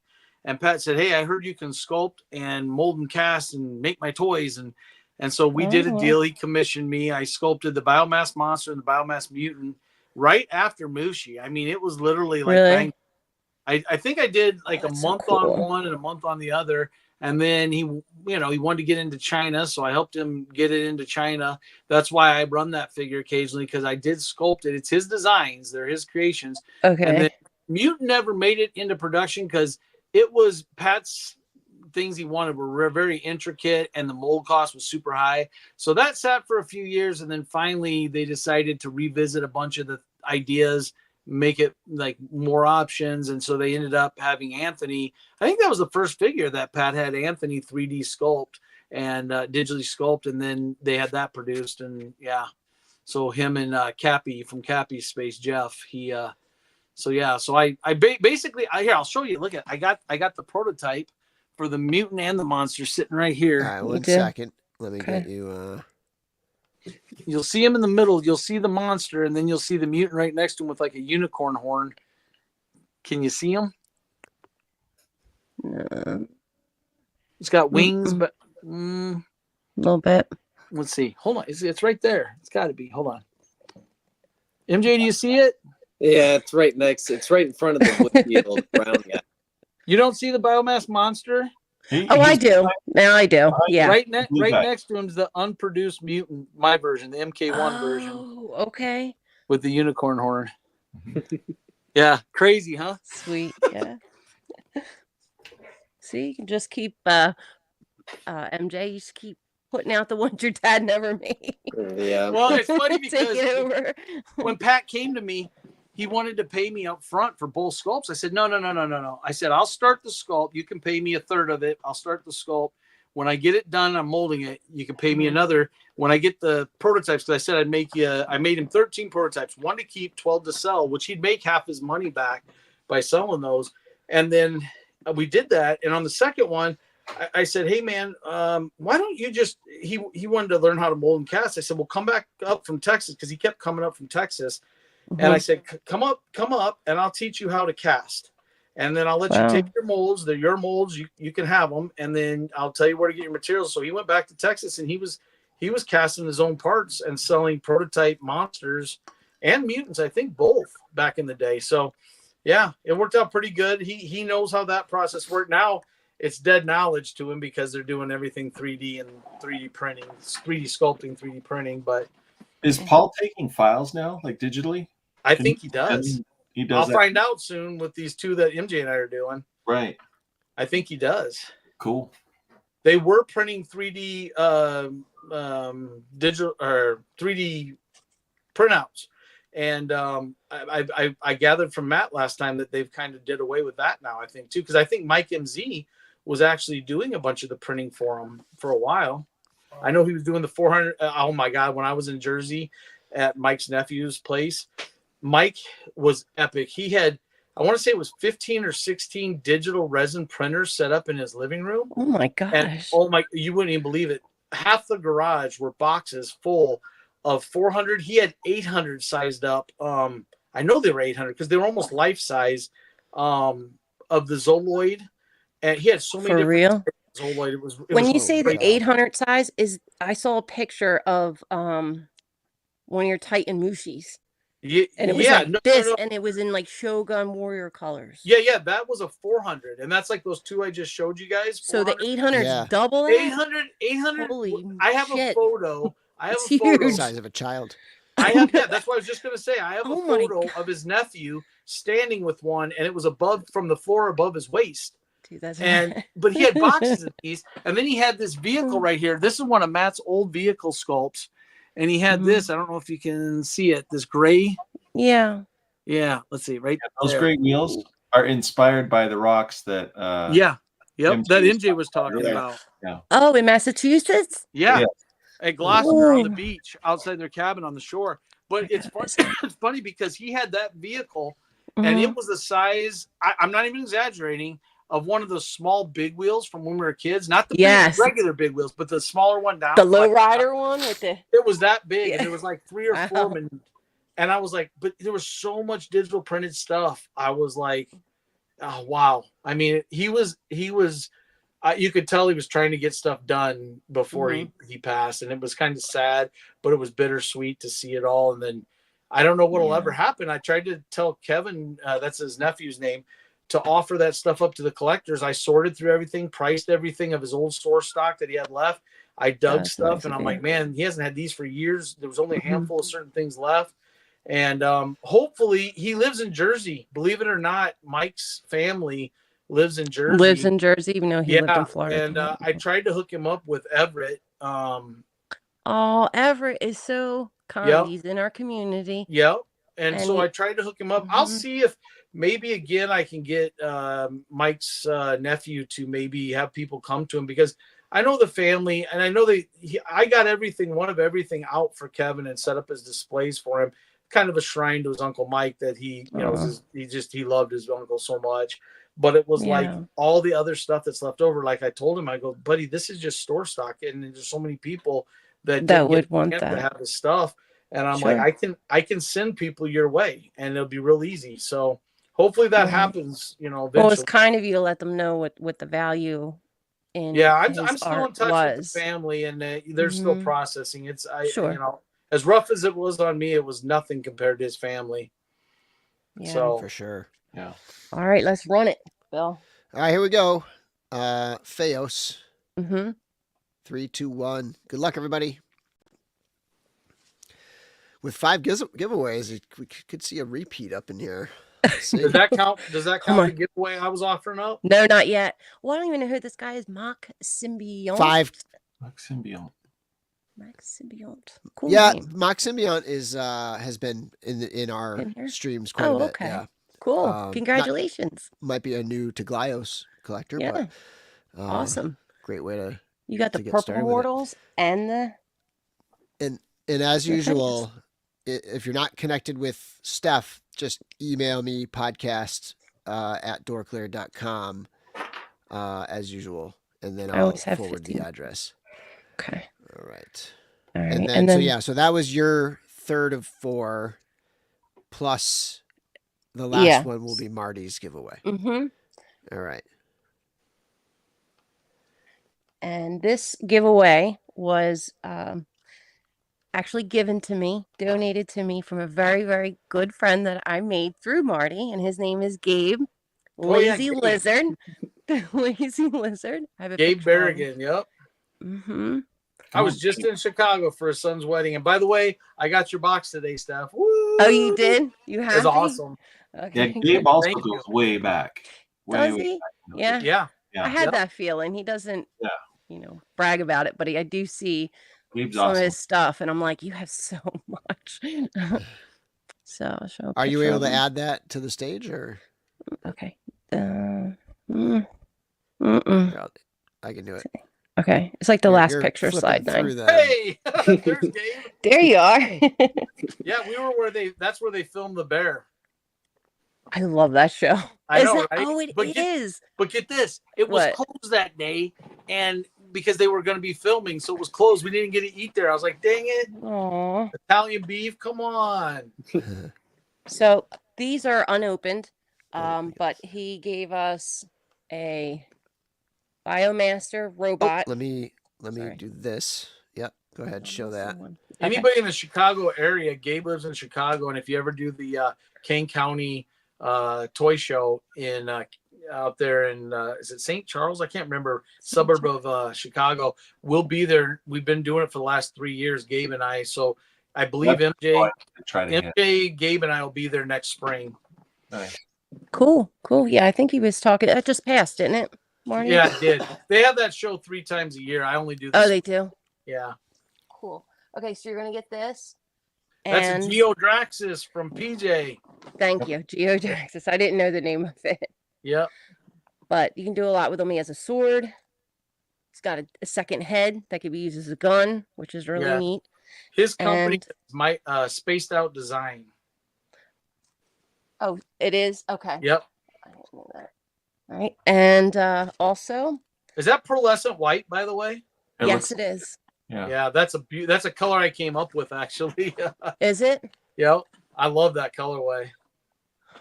That's an unpainted one, so there's probably a lot less of those made. Anything unpainted in Glyos, there's way low numbers. Is that so? Yep. So if you want a little bit of idea of what it looks like, this is a color. Yeah, that's the one. Oh, that's great. That's metallic purple with green. Yeah, green gradient spray. That was a beautiful figure. So you're not getting this one, but you're going to get a more special one. Well, yeah, this one here. Honestly, that white one's more rare. Yeah, then because that was a fairly new one, that Geo one I showed you, the purple one. And I asked Gabe about this today. So he gave a green fade-in, and look at the bag that it's in. So this bag, because I noticed it was different. That's been around. This is. Go ahead. Well, it's an old transitional bag before they were heavy duty from the factory. Yep. Yeah. Basically, this is what the factory in China, I guess, used to send these out for a very short time. For a short time. So just to give you the access joints are still in bags like that. Yes, they are. Right. Mm-hmm. Yeah. Sure. Okay. And there was one other thing, but it dropped. I don't know what it is. where it's at, but I'll throw it. A little I'll throw surprise. it. Yeah, you'll get a A surprise. mystery. So, and this Okay. is Hashtag? from Lazy Lizard. Yep. Gabe. Lazy Lizard. That's my boy. So someone asked, why are the blanks run in such a low number? Well, Anyone want so to answer that? so the original blanks that Matt ran weren't in very super low numbers because occasionally he called them build station. So he'd run blanks for people to get cheap figures to build because it's obviously less labor, less paint, and less cost. And then when I started running, I had the wild idea that I was like, you know what? I had this one colorway I couldn't make up my mind. So I also had him send me an unpainted so I could see how the detail lines were on it. And when I saw the difference between a fully painted figure, an unpainted figure, and a figure with the detail lines, it was so drastic that, and then I thought, you know what? I'd love to have a Pantone book of actual PVCs, like the actual figures. They don't have that. They didn't Unpainted. compile anything like that yet. You need What? to do that. What was that? They don't have a Pantone book of the plastic, like what those colors look like. No, you have a regular Pantone book. Yes, I'm aware. That we use to pick our colors. Right. But no, the PVC is just you follow the Pantone book. It's coded, they're coded. So Coded or uncoded. So what I did is I started running almost every single one of my figures. I'll run 25 unpainteds, and so some of the sister companies started doing the same thing. And at first I was doing it just for myself, and then some of the diehard collectors would buy them and they just fly out of the store. Then once there's so many sister companies now, not everybody can be completists. So now they stick around a little bit, but that's fine with me because I only run them. So I have super cheap figures for Comic-Cons for any little kids that their parents don't want to spend 20, 25, 30 bucks on a figure. Right. I have a $15 version unpainted. But I also have in my glass case over here, if I ever have to look up a Pantone, I'll look at my notes. I'll go look at what I ran before. Then I'll go pick up the figure and go, well, that green, I've already ran that, but I want to shoot. Yeah. So that's why there's so few ran. Because they're not really meant. Yeah, they're just for me, basically, or for whoever to have a Pantone, a physical Pantone. Sure. Right. Sorry, long answer to a short question. That's me, though. That's me, though. MJ's so patient. He doesn't even give you a side eye or nothing. I talk fast, though. No, that's good. You're good, Marty. You're good people. Okay, how many people we got, Bill? I know we got 25 here, which is most of what we've been pulling here. So get your Lazy Lizard in the chat, and I will spin this wheel. We're up to 27. Get your Lazy Lizard. Oh, that's funny. Such a good name. All right. I was just going to go ahead. Yeah, go ahead. No, you go ahead, and that'll give people time. I was just going to say with the blanks and stuff is great for, the customizers and Legions. I know that they would just paint the crap out of it. And me, I'm glad you said that. I'm glad you said that because you're right. I didn't even think of that. But a lot of the guys back in the day, they would take those blanks and customize them. Would they? Yeah. Yeah, paint them. Yeah. Airbrush them. Yeah. Our gang definitely would do that for sure. I'm thinking of Eric. What's his last? Sorrells? Yes. Yeah. Eric Sorrells. Yeah. Mike MZ would buy so many of those. And Mike MZ would airbrush the hell out of, and man, his stuff to this day resells even before he passed. It's just because his paints were just so perfect. Yeah, he was. You were saying earlier he does all the monster color stuff. Yep. So, yep. Talent color changing, really awesome. Hey, check this out, kids. Hold on a second. Look at this. I have these Mike MZs right here, and you can see the scaled one, the Mushi. Can you see those? Yes. In the clear. No. Yeah, but the ones Mike did was the green. Do you see the green with the scales? Yep. That's that Paul Kaiju scale paint job. Those are fully articulate. You can move them just like a regular figure, take the parts apart. And then that black one, can you see its holographic glitter on the black? Yes. Hard to see. Look. Am I too close or too far away? No, you're good. Good and right. So that's Mike MZ. I mean, that's two of my favorite examples right there. Nice. All right, we're at 30. We're up to 30. Let's spin it. Good luck, everybody.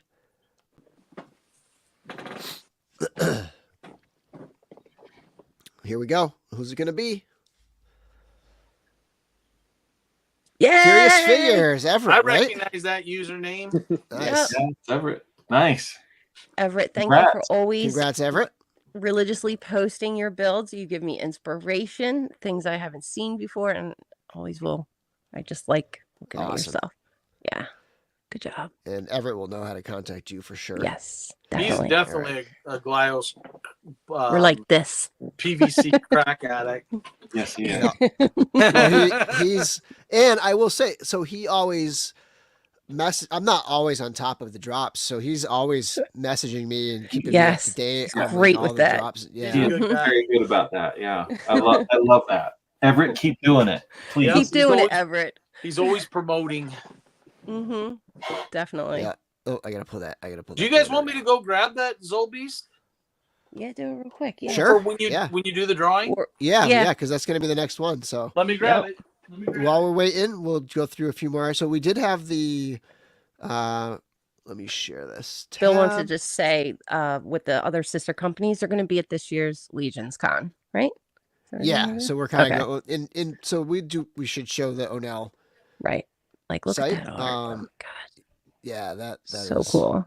That's his daughter, I believe, that's doing all of his artwork now. Oh, really? Really? Yeah, That's Amazing work. really She's nice awesome. to know. man, she's so good. Oh my god. I mean, he Yeah. That's another father. his daughter. Oh, um, that's so cool.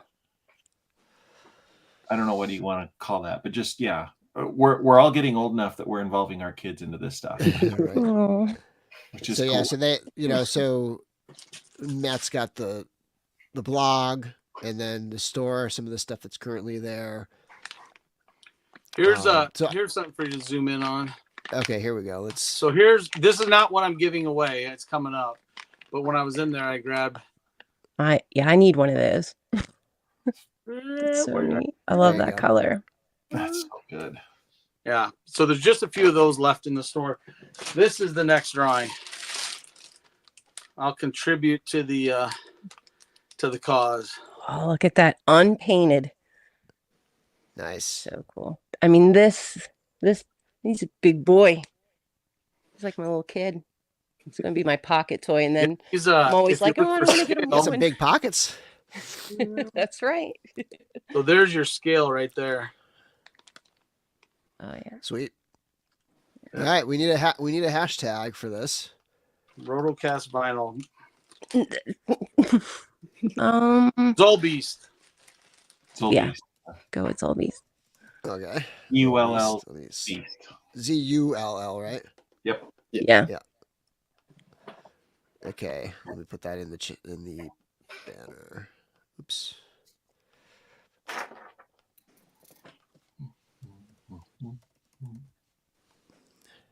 I love the vinyl figures. There we go. Zolbeast. Mm-hmm. And swing us back to this look. And then back here. Yeah, so this was the most recent drop It's a great drop. here. I got all the blue stuff. I went with blues. I kind of regretted did. not going with the browns.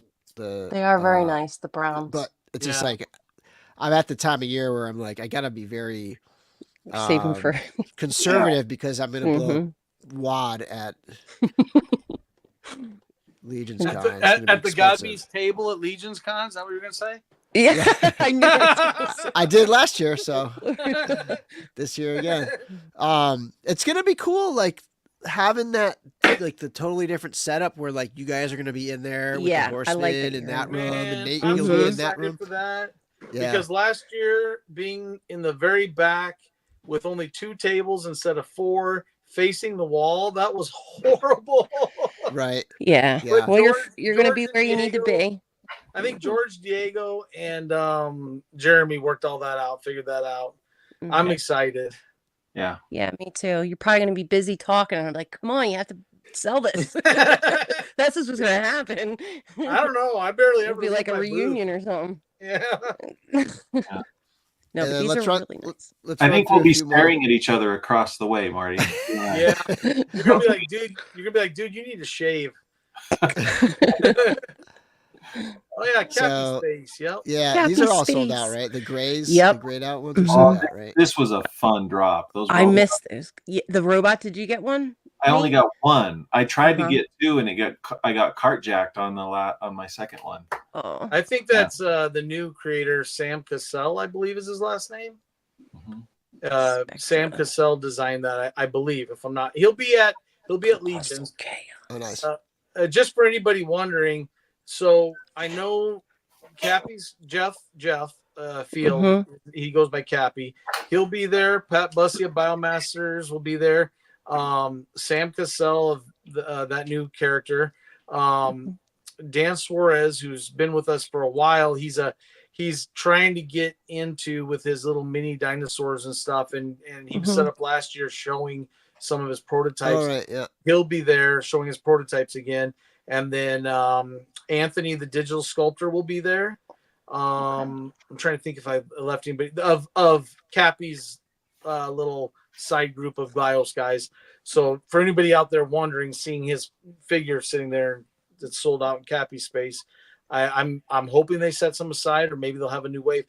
Cappy's real big on doing dropping new product at a con. I do know this much: there will be a new Mushi figure that I let Jeff run, and oh man, it's one of Jeff's really nice colors that he ran on Nemesis several years ago, and he'll have that there, and no one has that yet. I would sneak peek it if Jeff had given me permission, but I didn't think about it, so I can't. I have one here. That's why It's nice to have surprises too. Like, Sure. like you get to the con and there's a surprise. You know, it's cool to have that. Yeah. Kind of like draw. Let's go through a couple more. So that was Cappy Space, and then we've got Warlords of War over Brandon here. Barker. This is Yep. your Bob nerds. Love Brandon. Love that last drop with the nerds. Oh my god. Yeah. Oh my god. Yeah. So MJ and I were at Indiana, the Indiana Toy and Comic Show that Billy Cooper puts on, and we were set up with Brandon, and Brandon showed me those when we first were getting ready to set up. Yeah. And I was like, man, that's genius. I mean, they're great figures, color swapped, and then he sealed them with nerds in those packages. Yeah. Yes.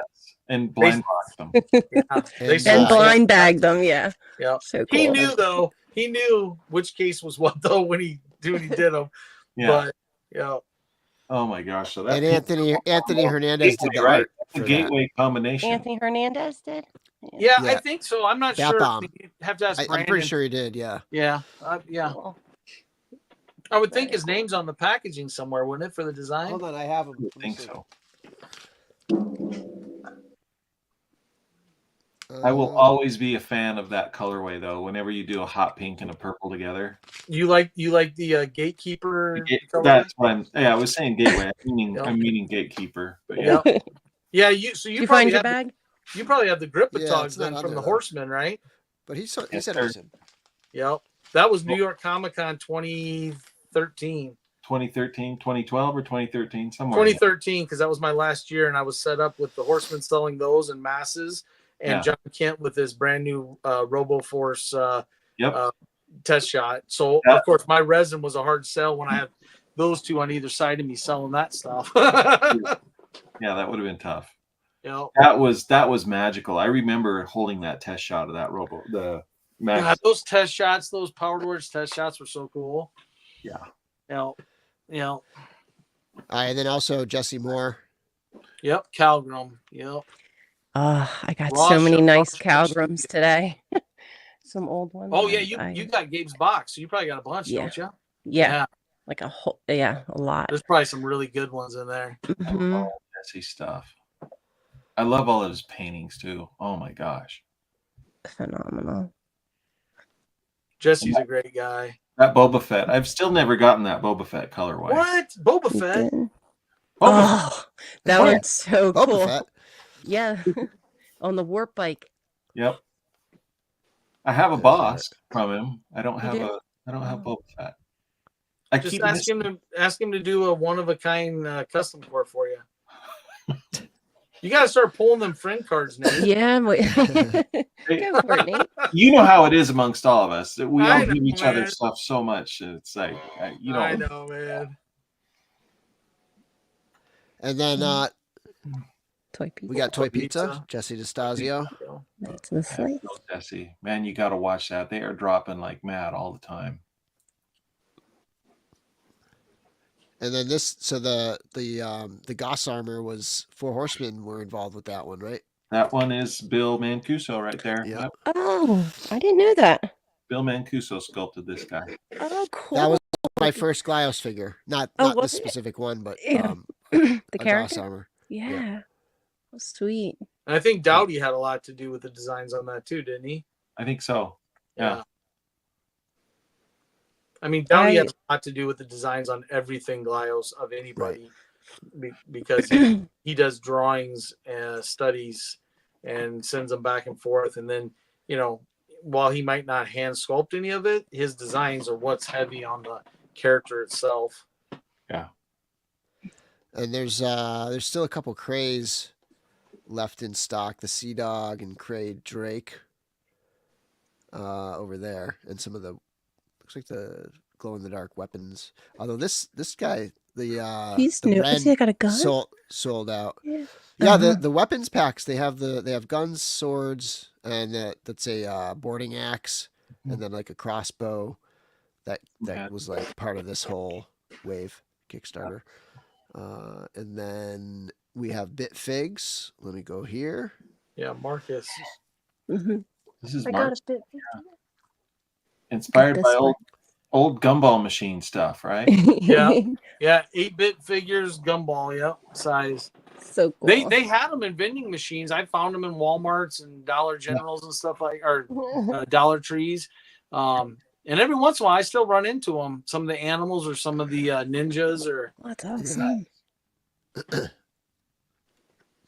Hey, look at that. Followed by Crate Girl and Nate Baertsch right there. Hey, look at that. Yep. Yeah, that's just because that's the newest followers, man. Come on, stop. I'm kidding. I still think it's amazing that I'm not sure what drop it was, but Nate and Bill and I, well, we got the same character, but we did the same build and shared it. All right. Yeah. Like, because you could have chose a different head or arms. But you did it exactly the same. We all did the same, yeah. Because I was like, "Hey, did you get this?" And I barely hit Nate up, but I wanted to know if he did because I thought that was awesome. Yep. I love the tentacles. You all have And similar then taste. the other one you had up there was Toyfinity. Yeah, that's the last one. Mhm. John. Good old John. Oh my gosh, Manglores. Yeah. Galores. Oh yeah, they some are of my favorites. Yep. Sculpted by Erwin Papa, right? I think so. Yep. Yeah. I know originally way back before Erwin Papa was sculpting in Glyos, when Jason Fraley sculpted Armivore and I prototyped it. Shortly after that, there was talks between Matt and John Kent of getting Jason Fraley, who sculpts for NECA, to do the Manglores, and Jason he was too busy with NECA doing his stuff, regular work stuff, so that fell through. But I'm glad to see that Erwin Papa picked that up. Mm-hmm. It's a great sculpt. Phenomenal. I can't get enough of the Manglore stuff. And again, probably my favorite thing in Glyos right now is actually Really? Yeah. Did you get the purple and like lighter purple Mangalore? Oh yes. well, and again, the Manglore design, I saw the original sketches Dowdy did for John Kent. So when you see the final figure that he sculpted, it's like, yeah, it holds true. Like I said, I mean, you'll see it even in MJ and my new figure. Even though we both hand sculpted our figures and prototyped them ourselves. Oh, there it is. The studies that Matt does after that, it used to be I would work back and forth and I would sculpt. I'd show him the sculpt. Matt would do a study. He'd send me the sketch. I'd sculpt off that back and forth, and we keep changing stuff. So it was really a collaborative process all the way through. Well, now it's almost a 3-step for me and MJ. It's a 3-step collaborative process because now we sculpt it. Matt does a study, then Anthony does a digital sculpt, and then it comes back and forth between Matt and Anthony after that. But I love seeing that Mangler because I remember seeing Matt's sketches. Yeah. It's Sounds it's like a good amazing. synergy between all of you. It's By the way, about an hour ago, I completely Go. missed this when I had Thanks, other Marty. stuff up on my screen. Joking. No, it was because I pull up the other screens. It's all and I my missed them. fault, man. But $2 super chat from Hedgehog. Hopefully he's still here. This will probably be the last time you guys have me on because I talk so much. Is my son still You alive? still there, I'm MJ? here. Where are you at? Yeah. Are you there, bud? I'm awake. Yeah. Hey, having a cold. I appreciate not having to talk the whole time. But anyway, Hedgehog's just happy to come home and see some faves. Bill, I'm sure you thought nobody could talk more than Stephanie. And then along comes Wow. the Godbeast, and I just can't get the word in edgewise. Touche. Yeah, I got you, girl. Yup. All right, so let's go back here. Uh-huh. We got 30 in. Seems That's to be the good. number. We're keeping people entertained here. Yeah. So All right, we're gonna draw it in 3, 2, 1. Here we go. Good luck, everybody. This is the last of the 5 giveaways, courtesy of Stef. Oh, Everett again. I think Everett again. do we have to spin that again, or just send it I back to think him? it's only fair. I hate to say that, but Spin it again. Everett's Yeah. probably gonna be fine with it. Let's see. Yeah. Let's spin it again. I'm right? sure he will. He's I feel good. bad, but Drop Yeah. it in the All right, let's comments. spin it again. All right, here we go. I don't want everyone to think I this guess is I can rigged or something. Just do draw again. Yeah. All right, here we go. Spin it again. Yeah. Okay. No 2 timers today. Yeah. Thanks, Everett. Oof. Source figure. Nice. Congratulations, source figure. And again, if you're not connected with Stef, just email me at podcast at dorklair.com is the email. But I will bring this to To LegionsCon and LegionsCon. give it to you. Right. If and you're that's in here, that's next yeah. week. So It's next week. right around the corner. If Yeah, you're next- going there. Yeah, source figure. If you're going there, you can pick it up there. Yeah. So that's a $50 retail figure, and only 25 are produced. And Aw, Everett confirms he was So going to say s- give it to News Glyos. you're awesome, Everett. All right, Okay. let me pull that banner down. So cool. Cool. Nice. Thank you, Nate, for joining us and hanging out. And I get a chance to talk to you. Thanks for letting me hop on. Yeah, I know you. I got to Up have on 2 nights in a row. with You Nate. had 2 nights in a row. Yeah. Yeah. So cool. Yeah. Well, crickets. Well, Yeah. So I'm sitting here Any- looking at MJ, going, "Damn, dude, you barely got to talk." Mm. It's all good. I don't have much to say. I'm kind of new to this, but yeah. That's all right. You'll meet everybody at Legions, and then Yeah. you can kind of branch off and do your thing with talking to people about your stuff. And I mean, we covered your figure. We covered what's to come, and tell him this though before we cut out of here. Tell him about what you're going to have for both Legions and Decon.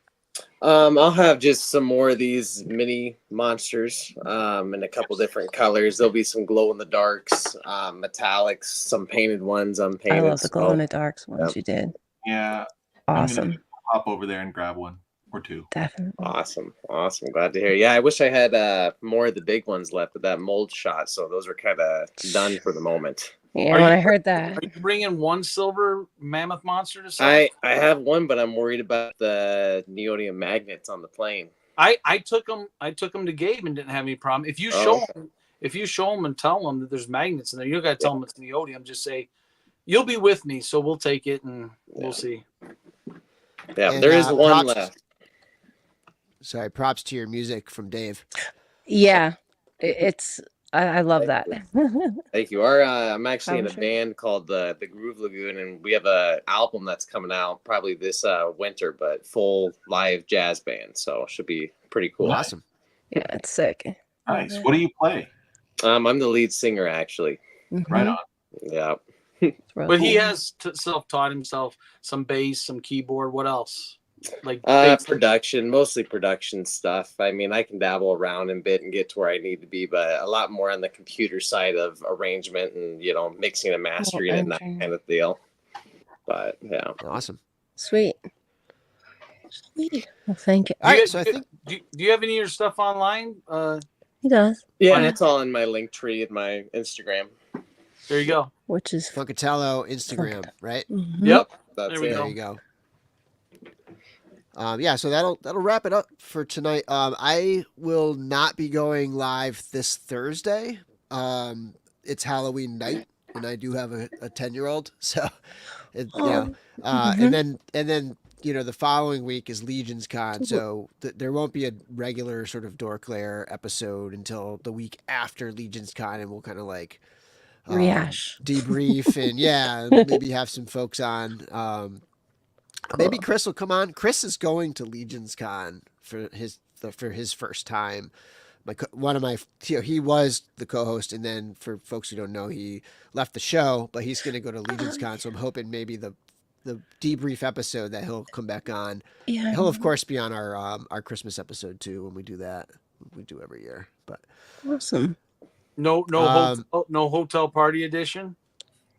No, a lot of people do that. They do. Do they and really? It's fun. Some of those, man.